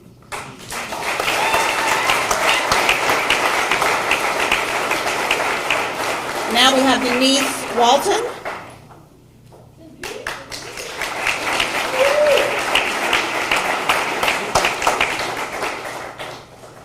First, I want to say thank you, everyone, for being here. I am in recovery, long-term recovery woman, and it'll be almost 10 years of me abstaining from all opiates. So, and it's really a program like Writers in Recovery, people like you, all of us, for being here. So this is kind of the prompt was, this truth I know. So many roads on this journey so deep, some long and windy, or canyons so steep. In this little car so far from home, the trip so joyous, new places to roam. At the end of the day, maps folded up, a new place to sleep, teeth in a cup. Eyes closed, thoughts slow. Tomorrow's journey no one knows. One day at a time, I'll do just fine.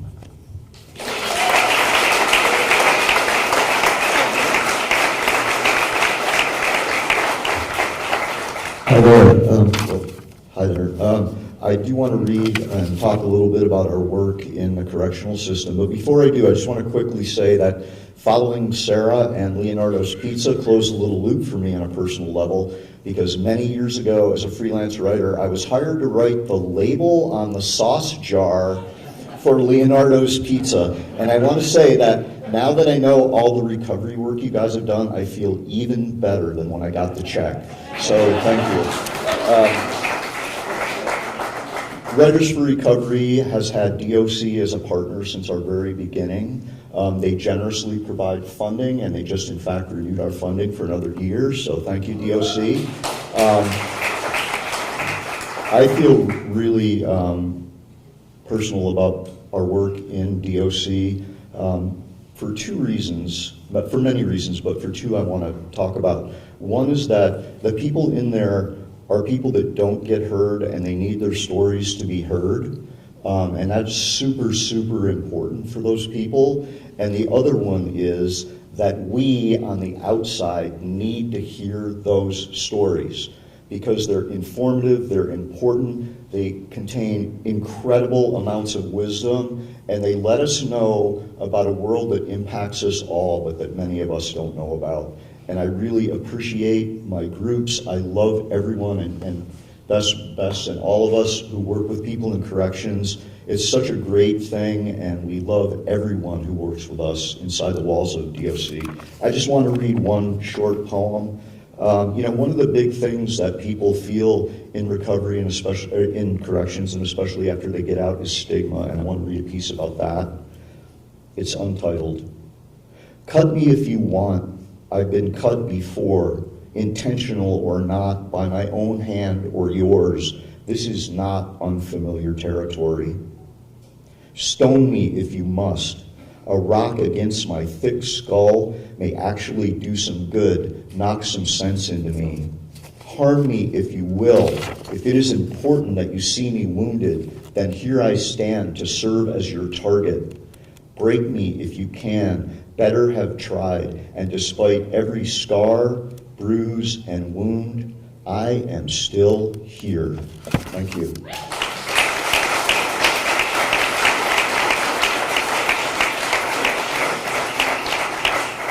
Okay, we're going to take a few-minute break. Let's try to be back by 12:25. Please eat some food and drink some water.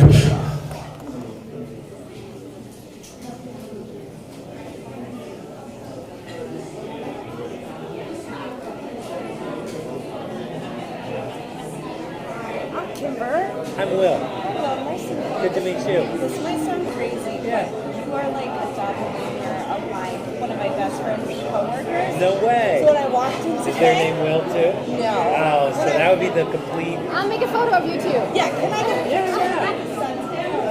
When I saw you, I thought I would have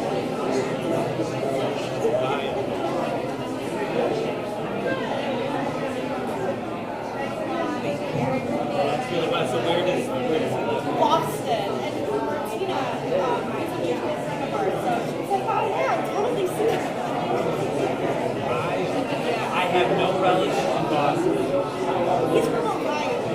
Oh, that's interesting. So I'm from Michigan. Yeah, so I wonder. What part of Ohio? Mentor Lake.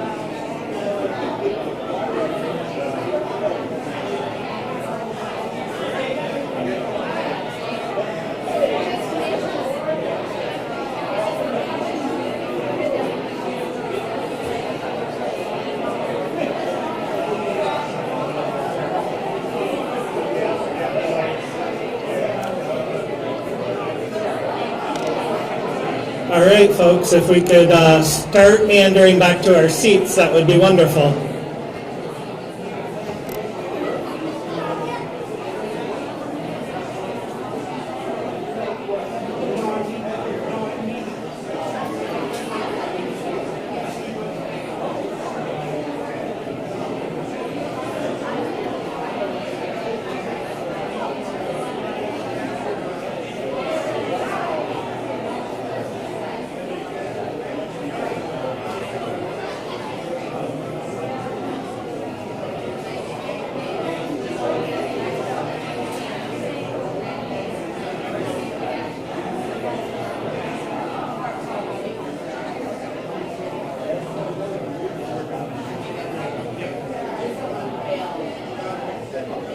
Yeah, thank you so much.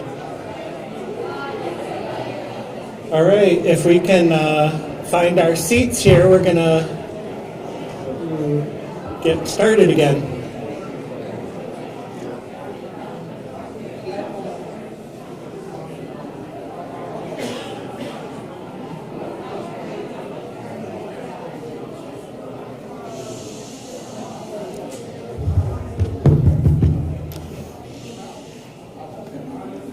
Let's pull it in for the last part of this program if we can. I'd love to.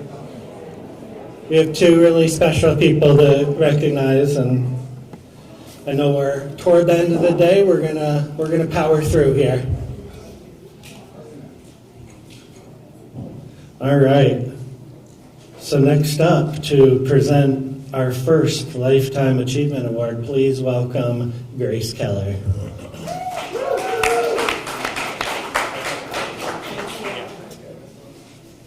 Hello, thank you. Hi, I'm Grace Keller. I'm here to present the Lifetime Achievement Award to Kimberly Blake. This award honors an individual whose unwavering dedication, vision, and advocacy have profoundly advanced the landscape of addiction recovery in Vermont. This award recognizes an exceptional commitment to reducing stigma and building systems of care and support that empower individuals and communities. The recipient's enduring contributions exemplify the power of compassion and perseverance in building stronger communities and transforming lives. When I first started working in harm reduction, one of my heroes said a simple phrase: demonstrate radical generosity.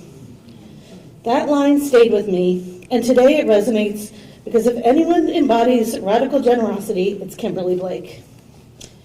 Kim's work in harm reduction is broad, deep, and profoundly sincere. She serves individuals in treatment, babies still in utero, parents and loved ones. She shapes entire communities through rallies and awareness events and advocates for state and national policy. At every level, the through line is the same: compassion, courage, and a commitment to patience and unconditional positive regard. Before Kim, there wasn't low-barrier buprenorphine treatment program in Vermont, and in the country, there were only a handful embedded in a syringe service program. At Safe Recovery, we saw people every day for whom traditional treatment simply did not work. People who had tried and been kicked out, banned, or had never tried at all because the barriers were too high. So we made the decision to offer buprenorphine treatment in-house in a syringe exchange on demand. At the time, that felt radical. In harm reduction, we're used to having to start from no and painstakingly work to yes. When others warned it was dangerous and said it would fail, we needed a provider willing to take the risk, someone not judgmental, someone patients could trust. We needed a unicorn. And then Kim walked through the door, and she started with yes. I knew her reputation as an OBGYN. I also knew that mere months ago she had just lost her beautiful son, Sean, to an overdose. Demonstrate radical generosity. Kim stepped forward at a time when no one would have blamed her for stepping back. She said yes, because she understands if we're going to save lives, we have to innovate. She also understands that retention lives in relationships, that change is personal, and empowerment here means hearing people and recognizing those changes.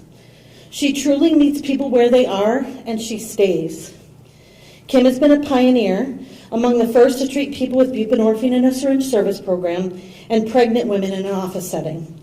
A fierce advocate for fathers and a champion for keeping families together, because she knows the best prevention for children is keeping their parents alive and healthy. She organizes Overdose Awareness Day and other events. She testifies about what she believes in, like overdose prevention centers, treatment access, and criminal justice reform. As Vermont's ambassador for Team Sharing, she's often the first call when a family loses a child, and again, she stays, holding support groups, rallies, and being a friend. Oh, and when she's not doing all of that, she's delivered over 2,000 babies. Kim's life work is radical generosity in action, generosity of time, expertise, compassion, and courage, generosity in breaking down barriers, generosity in starting with yes, again and again. There is no one more deserving of this Lifetime Achievement Award. Please join me in honoring my friend and a true force for change, Kimberly Blake.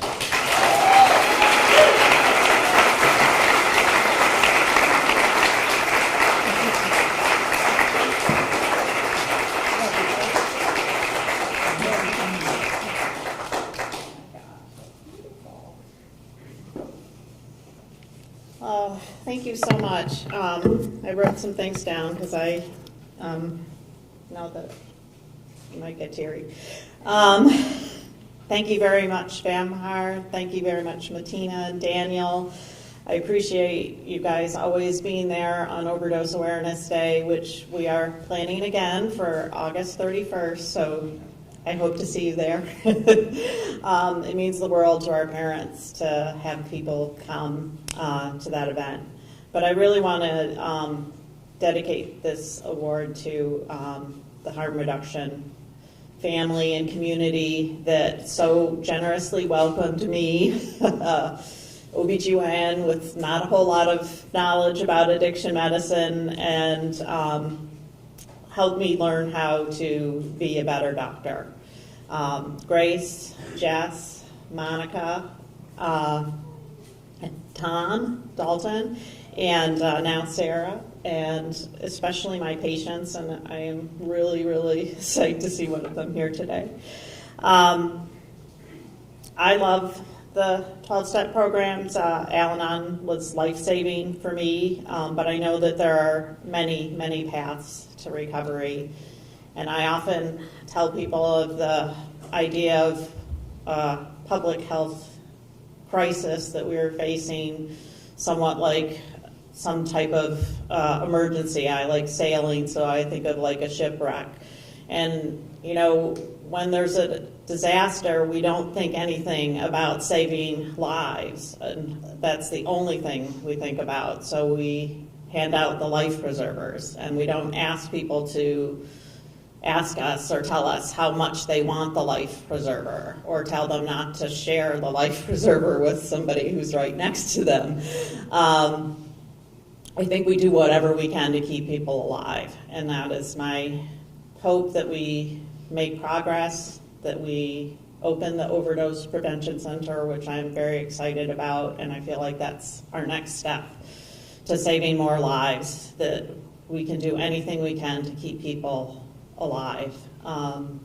I am incredibly grateful for the opportunity to work at Safe Recovery at the time that we did. It was before the pandemic, and we saw an almost immediate retention and treatment in a setting where we were really good at getting people into treatment, but not really good at keeping them in treatment. And it was an opportunity that allowed me to work through my grief, and that is something that I'm just forever grateful to the patients for allowing me to, come into their lives, not always knowing exactly what to do, but they really taught me a lot, and I am incredibly grateful to them. I also just want to say that my husband and my son Ned were just incredible cheerleaders, and they allowed me to, when I was going to take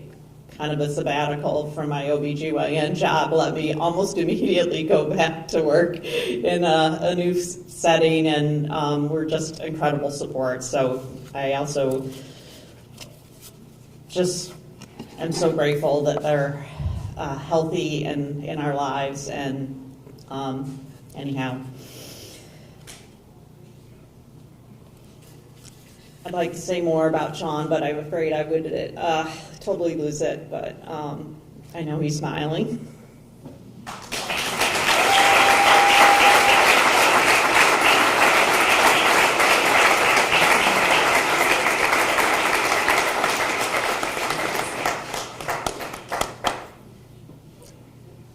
Thank you, Kim. To present our next award, the second Lifetime Achievement Award, I'd like to welcome Chad Vijay.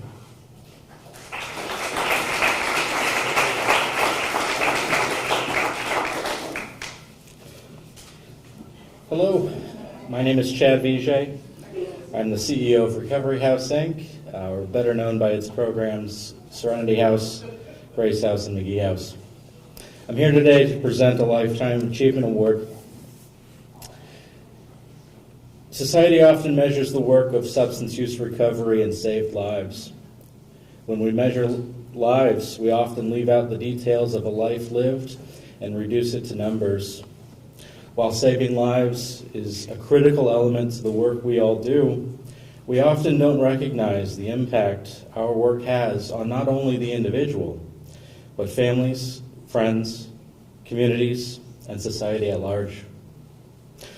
I was inspired to enter this field by one simple vision: enact societal change. This Lifetime Achievement Award is to honor an individual whose unwavering dedication, vision, and advocacy have profoundly advanced the landscape of addiction recovery in Vermont. This award recognizes an exceptional commitment to reducing stigma and building systems of care and support that empower individuals and community. The recipient's enduring contributions exemplify the power of compassion and perseverance in building stronger communities and transforming lives. In short, this person has worked throughout their career to enact societal change. Dr. Nels Kloster is a psychiatrist who has specialized in substance use treatment throughout Vermont and many levels of care. Of note, Dr. Kloster played a pivotal role in developing the state's guidelines for opioid use disorder through his work with the Department of Health Division of Substance Use Programs. Vermont has been a leader in treating opioid use disorder, and Dr. Kloster has been at the forefront. When communities have been in need, Dr. Kloster has responded, bringing opioid use disorder treatment to Bennington, providing treatment in Rutland when providers were initially hesitant to treat opioid use disorder, serving as an expert to providers and communities around the state. These experiences solidified our foundation in Vermont, allowing others to continue to build. Currently, Dr. Kloster is serving as the medical director for Recovery House, Inc., the Opioid Treatment Hub in Brattleboro, and the Vermont Practitioner Health Program. In his spare time, if any, he can be found enjoying the outdoors and the company of family. Dr. Kloster has been unwavering in his dedication, vision, and advocacy for the addiction recovery in Vermont. Now, I've known Nels for the better part of 2 decades. In my time working alongside his brilliance, I've understood him to be a man of excellent character. He works with empathy and compassion. He thinks critically and applies common sense appropriately. He builds pathways for communication and, as made popular by Cool Hand Luke, identifies when there's a failure to communicate. Most importantly, Nels is guided by the principle that addiction is a complicated illness that not only impacts individuals, but our entire community. He has spent his life dedicated to providing long-term care and working with agencies that offer a variety of supports that are necessary for recovery. Through all the complexities and hard work, Nels maintains a sense of humor that rivals the best. I appreciate all that you have done for this profession and pushing for societal change. I am honored to introduce you, Dr. Nels Gloucester, as a Lifetime Achievement Award winner.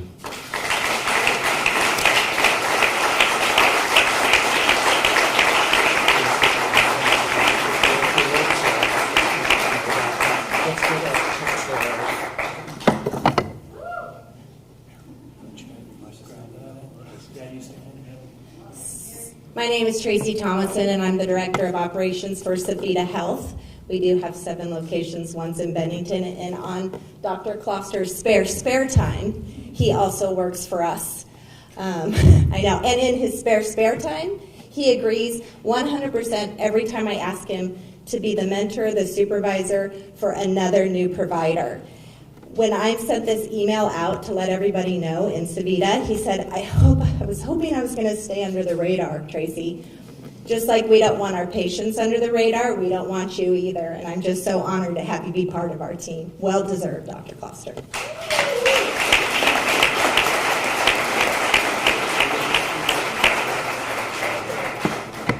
I think I've lined up 2 speakers for my funeral here.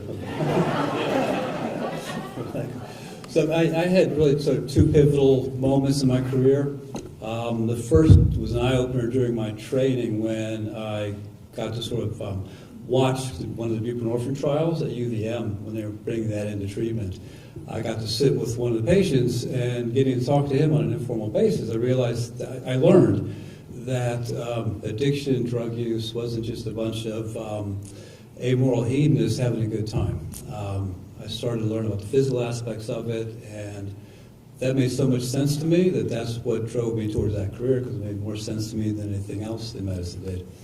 And of course, over the course of my career, I've learned that it's more than a physical issue. There's so many other societal factors that contribute to people who develop problems with drug use, and so that's also been front and center in our work as well.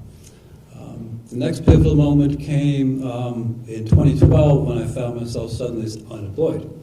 I reached out to people I knew. I'd been forced to work throughout the state, and that's when I wound up sort of working with a hodgepodge that I have right now.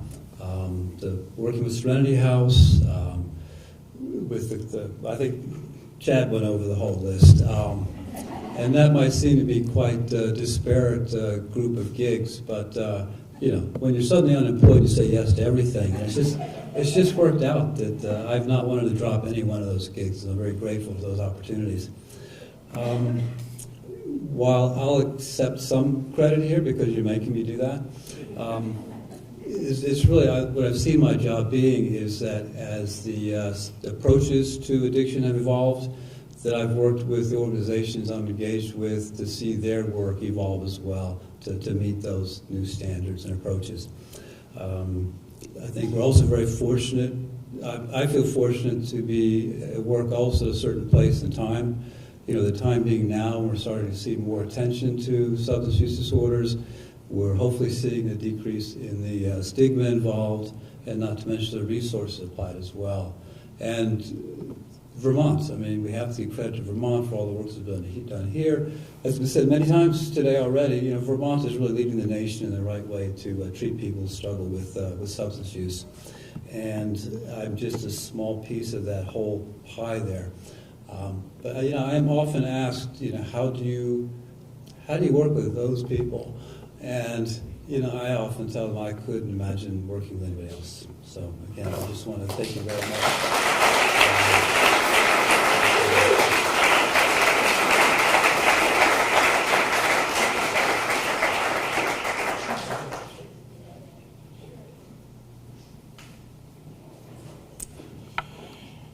I should check my time, but I'm pretty sure it's afternoon. So good afternoon, everybody. My name is Martina Anderson, and I get to work at VAMHAR, the Vermont Association for Mental Health and Addiction Recovery. And I am beyond excited to introduce our next speaker. And I'm also really grateful to be able to call her a new friend, Kimber King. At Recovery Day, as you might have noticed, we gather to center people, not as case studies, not as headlines, but as whole human beings. Kimber embodies what it means to bring lived experience into this space with honesty, integrity, and care. I never know how close to Peter to say. Kimber is a mother, an advocate, and a Vermonter whose voice has helped deepen important conversations about trust, dignity, and how systems respond when people are navigating vulnerability. Her work challenges us to look closely at the moments when fear, uncertainty, and care intersect. And they ask us to whether our systems make it easier or harder for people to reach out for support. Kimber has chosen to speak publicly about her lived experience, not because it is easy, not because it is comfortable, but because it matters deeply. Because stories like hers challenge stigma. Because stories like hers ask us, as service providers, policymakers, advocates, and neighbors, to look honestly at how our systems show up for people when they are most vulnerable. She speaks with clarity and courage about the real stakes people face when deciding whether it is safe to ask for help, reminding us that confidentiality, compassion, and humanity are not abstract values. They are essential conditions for safety, connection, and healing. Her perspective has resonated far beyond Vermont, but what makes Kimber's presence here so meaningful is not only where her story has been shared, like NPR, it is how she shares it, with thoughtfulness, with purpose, and with deep respect for others who may be navigating similar questions. Today, Kimber joins us not as a symbol, but as a person, one whose lived experience offers wisdom we cannot afford to ignore. And may we all always remember, fear should never silence people who need support. Together, we can build systems rooted in trust, in humanity, and in care. Welcome, Kimber.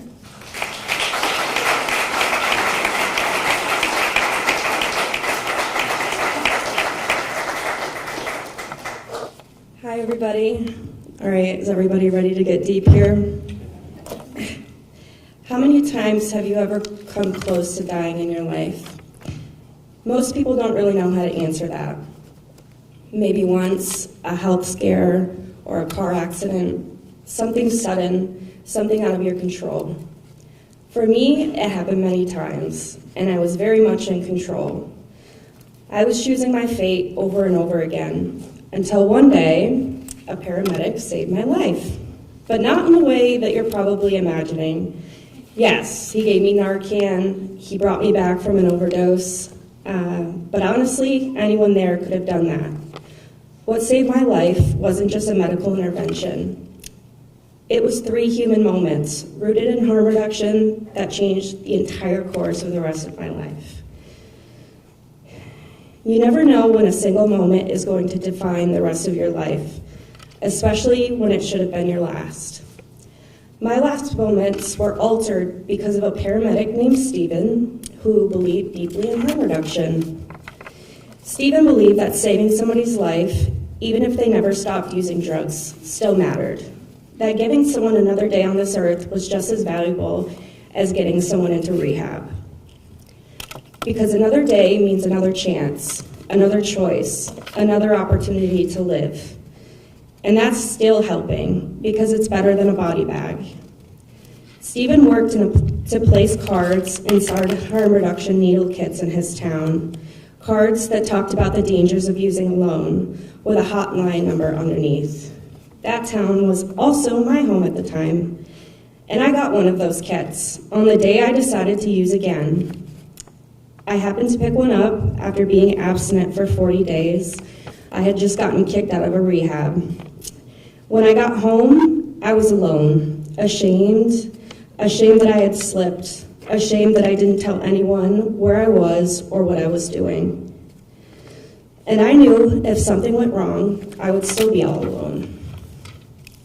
So when I saw that card, I thought, it couldn't hurt. I dialed the number, and that single action saved my life. A woman named Jessie answered the phone, one of many people who sit on the other end of that line just to make sure users aren't alone. She didn't make me feel awkward. She didn't make me feel judged. She made me feel safe. So I got high, and Jessie stayed with me, checking in, gently asking if I was okay. For a while, I kept responding, I'm all good. Until I wasn't.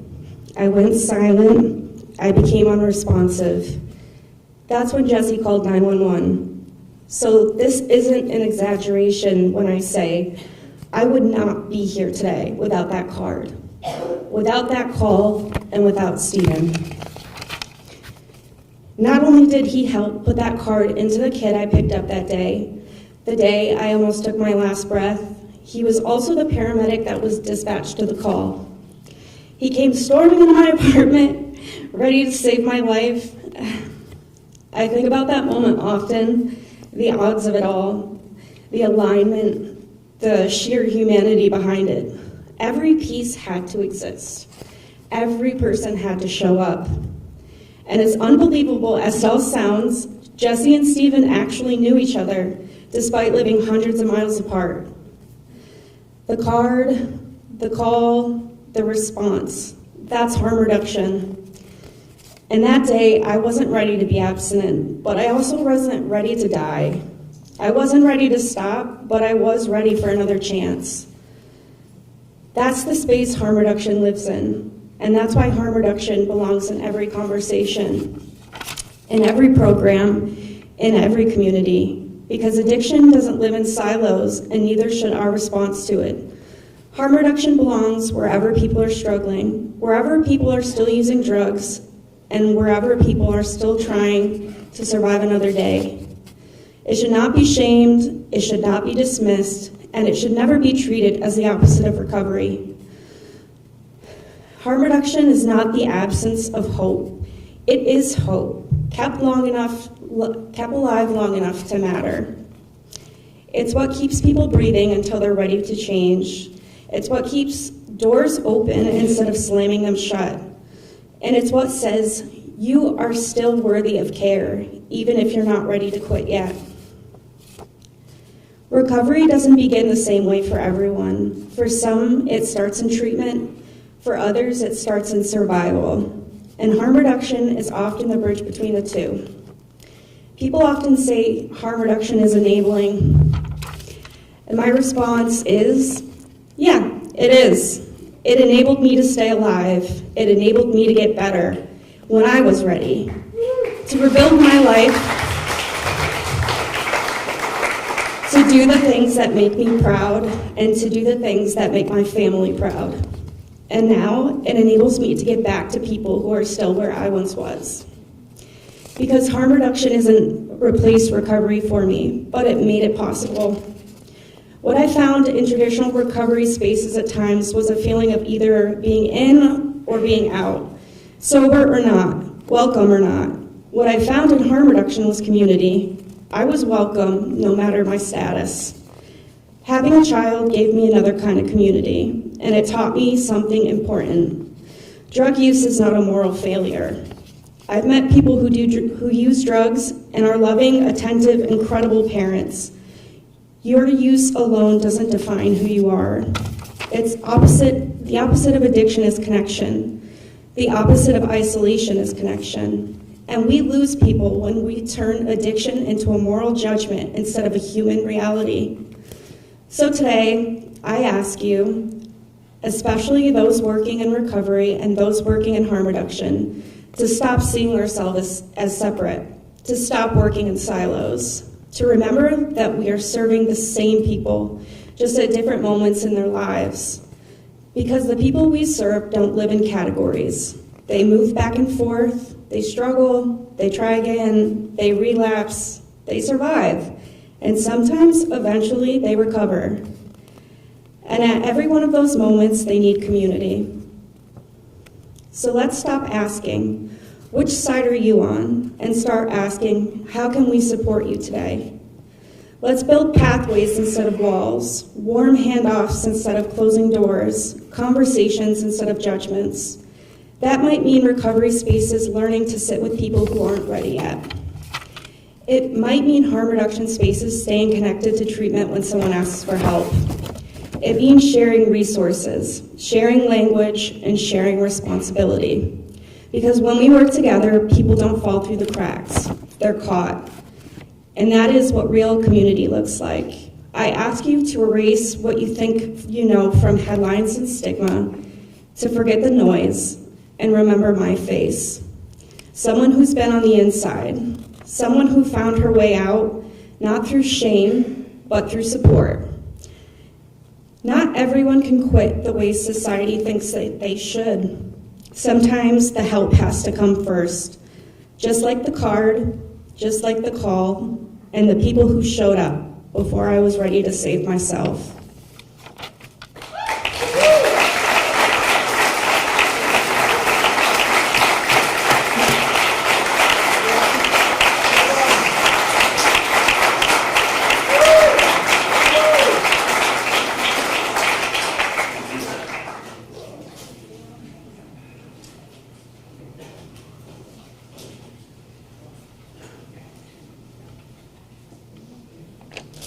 Now from Vermont's congressional delegation, I'd like to welcome Maggie Burke to read a letter from Senator Bernie Sanders.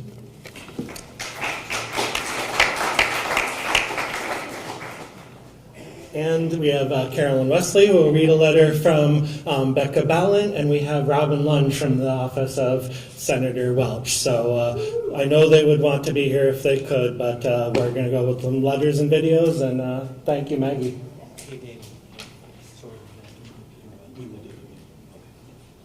Good afternoon. My name is Maggie Burke. I'm an outreach representative for Senator Sanders. One of the issue areas I cover is healthcare, which includes substance use disorder and recovery. I've got this letter here from the senator to share. He sends his regrets he couldn't be here, and my Senator Sanders impression is not great, so use your imagination as I'm reading it that it's in his voice. Dear friends, thank you for gathering to honor the pathways to recovery from substance use, mental health challenges, and co-occurring conditions here in Vermont. Let me be clear. Our country faces dual mental health and substance use crises, and I believe we must do everything we can to expand access and effective care. Mental health is a central component of overall well-being. It is imperative that the many people who cope daily with some type of mental health condition have access to mental and behavioral health care. Unfortunately, I hear all too often from Vermonters who struggle to access and afford care. In the wealthiest country in the history of the world, we must guarantee mental health care as a human right. When people are in crisis, they need help today. They should not be put on a waiting list to be seen months from now. As this country continues to deal with a massive shortage of mental health care professionals, I believe that we must break down barriers to entry and invest in prospective behavioral health care providers, particularly in rural and underserved areas. That is why I led the Bipartisan Support for Patients and Communities Reauthorization Act of 2025. Signed into law in December 2025, this bill reauthorized numerous programs at the Substance Abuse and Mental Health Services Administration, SAMHSA, all focused on prevention, treatment, and recovery for those with substance use disorder and mental health conditions. These programs allow SAMHSA to provide funds to community-based programs that offer harm reduction and recovery services to first responders to more effectively respond to suspected overdoses and to support initiatives to educate the public and healthcare providers on opioid use. Further, the Support Act increased the amount of federal funds available for the loan repayment program for substance use disorder treatment professionals and SAMHSA's Youth Prevention and Recovery Program, focused on prevention, recovery, support, and treatment of substance use disorders in children, adolescents, and young adults. These programs are critical to saving lives, and I'm committed to ensuring that these programs continue to be implemented effectively. Thank you again for all you do to create pathways to recovery in our state and help Vermonters get the care they need. Sincerely, Senator Bernie Sanders.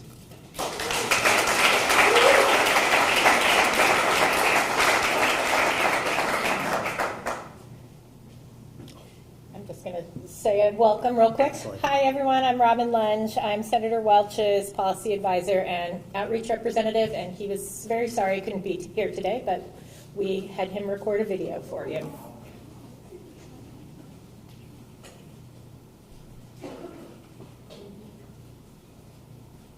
Hello, Senator Peter Welch here.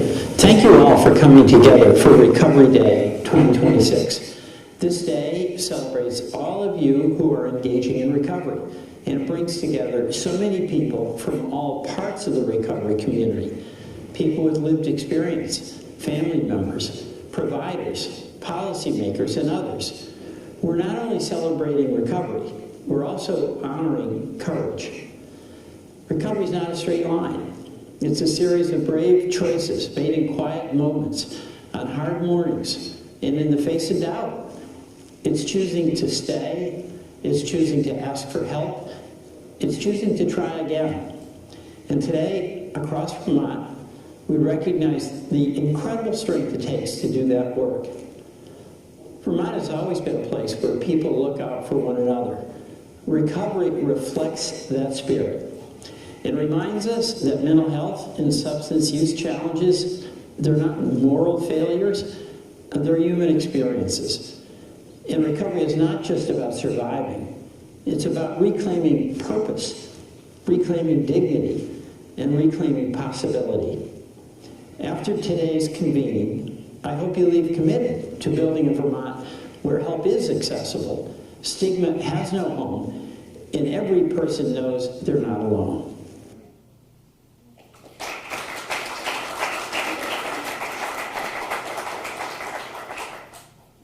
Hi, my name is Carolyn Wesley. I'm honored to be here to represent Congresswoman Becca Balint. She is someone for whom the issues of mental health and substance use are very important, both personally and policy-wise, and I'm happy to read this statement on her behalf. Dear Vermont recovery community, I'm sorry that I cannot be with you in person, but I am grateful for the opportunity to highlight the importance of recovery, growth, and the strength of every individual in this community. Each of you deserves to be seen, honored, and celebrated. Each year, Vermont loses hundreds of members of our community, and every loss ripples outwards, devastating families, friends, and entire towns. This is a heartbreak that I know we all share. We are here today to celebrate recovery, but we also have to name what stands in its way: shame, stigma, and the courage it takes to overcome both. Shame is something we all know. It can feel like a wall built too high to see over, blocking out the light on the other side. It's heavy, isolating, and too often it makes people feel like they should suffer in silence. Over the past year, we've watched the Trump administration weaponize shame, slashing healthcare, working to dismantle affordable mental health resources, and repeatedly attack LGBTQ rights. We've been told we're not allowed to be who we are, and we're not allowed to ask for help. Right now, our media landscape is saturated with negativity. It's nearly impossible to escape. Even when we're not looking at it, we're told we're not enough, that we're alone, that we're lost. And yet, we're still here, standing. I haven't given up. That's the boss talking. And neither have you. Here in Washington, I've introduced a slate of mental health legislation and sent letters directly to the Trump administration, demanding accountability for the harm they have caused. For example, I sent the Trump administration a letter demanding they reverse their termination of almost $2 billion in SAMHSA grants. Shortly after that letter was sent, the administration reversed the cuts.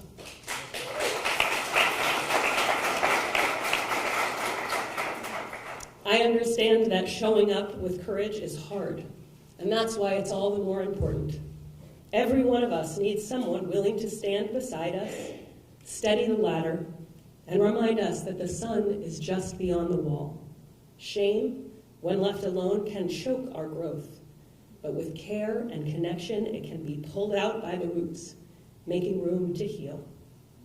Recovery of any kind is rarely quick or easy. It's slow, deliberate work. It asks us to reach for small joys, to hold them tightly, and to keep going even when progress feels invisible. No one recovers alone. So today, Congresswoman Balint congratulates the Recovery Day 2026 awardees and congratulates all of you for the courage it takes to keep showing up for yourselves and for one another.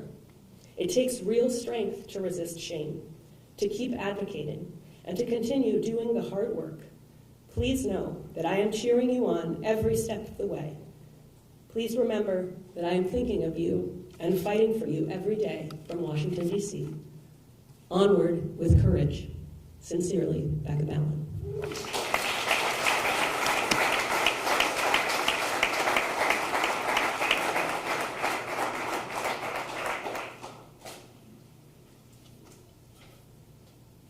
With that, we have reached the end of our program. I just want to share a few words with you in conclusion, and just a reminder that we can go up to the People's House, and at 3:30 they'll recognize us on the floor of the House. We'll sit in the lower balcony all together if we can, and so please feel free to go up there. There might be legislators in the cafeteria. There will be resources around. There is different testimony and other things going on.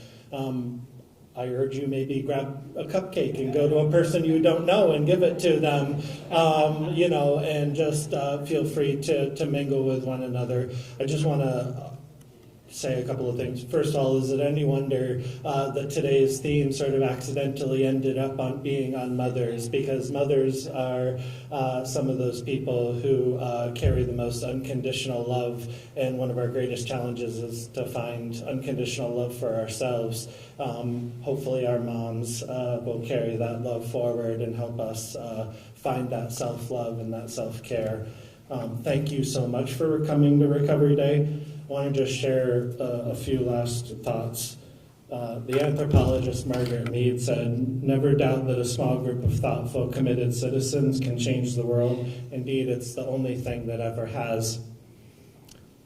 I don't feel like we're a small group anymore. There are over 50,000 Vermonters in recovery. There are over 10,000 on medication-assisted treatment. There are, there's a book called The Addiction Inoculation, also by a Vermonter, and we are inoculating our communities by building community. We are building strength in one another. I want to, we must not forget that approximately 2,000 people have died since 2010 of opioid overdoses. Alcohol use disorders represent 75% of all substance use disorders. We have increasing amounts of other things. And so we're fighting an ever-changing battle. But one thing that does not change ever is the strength that we can find in one another, that no matter what comes into our communities, that if we build stronger communities and opportunities, if we heal together, we can overcome this over time. And the arc of history is speeding up. I truly believe that. I personally, no matter what I've seen and what I've experienced, I've lost two of my own first cousins on the streets of Brattleboro just in the last year and a half. And that's, that's a profound loss. And yet I remain hopeful when I see events like this. And in the arc of progress, in 1935, two farm kids from Vermont ended up creating a program that has 2 million active members and has saved countless lives. And from 1935 and for almost the next 60 years, that was recovery. That was the chief methodology. These two Vermonters changed the world. And at the same time, in 1993, 34 years ago, the Upper Valley Turning Point Center opened, and now we have 12 of them. The recovery community, and I use that term broadly as we've talked about with harm reduction, that these things, prevention, recovery, treatment, interdiction, intervention, they are in so many settings now, in the carceral system, in the hospitals, embedded with EMTs and other medical personnel. They are embedded at every level of our society, and the more and more we get in those rooms, I am confident that the voices of hope will prevail, and you are those voices of hope. We have hope. We are the hope.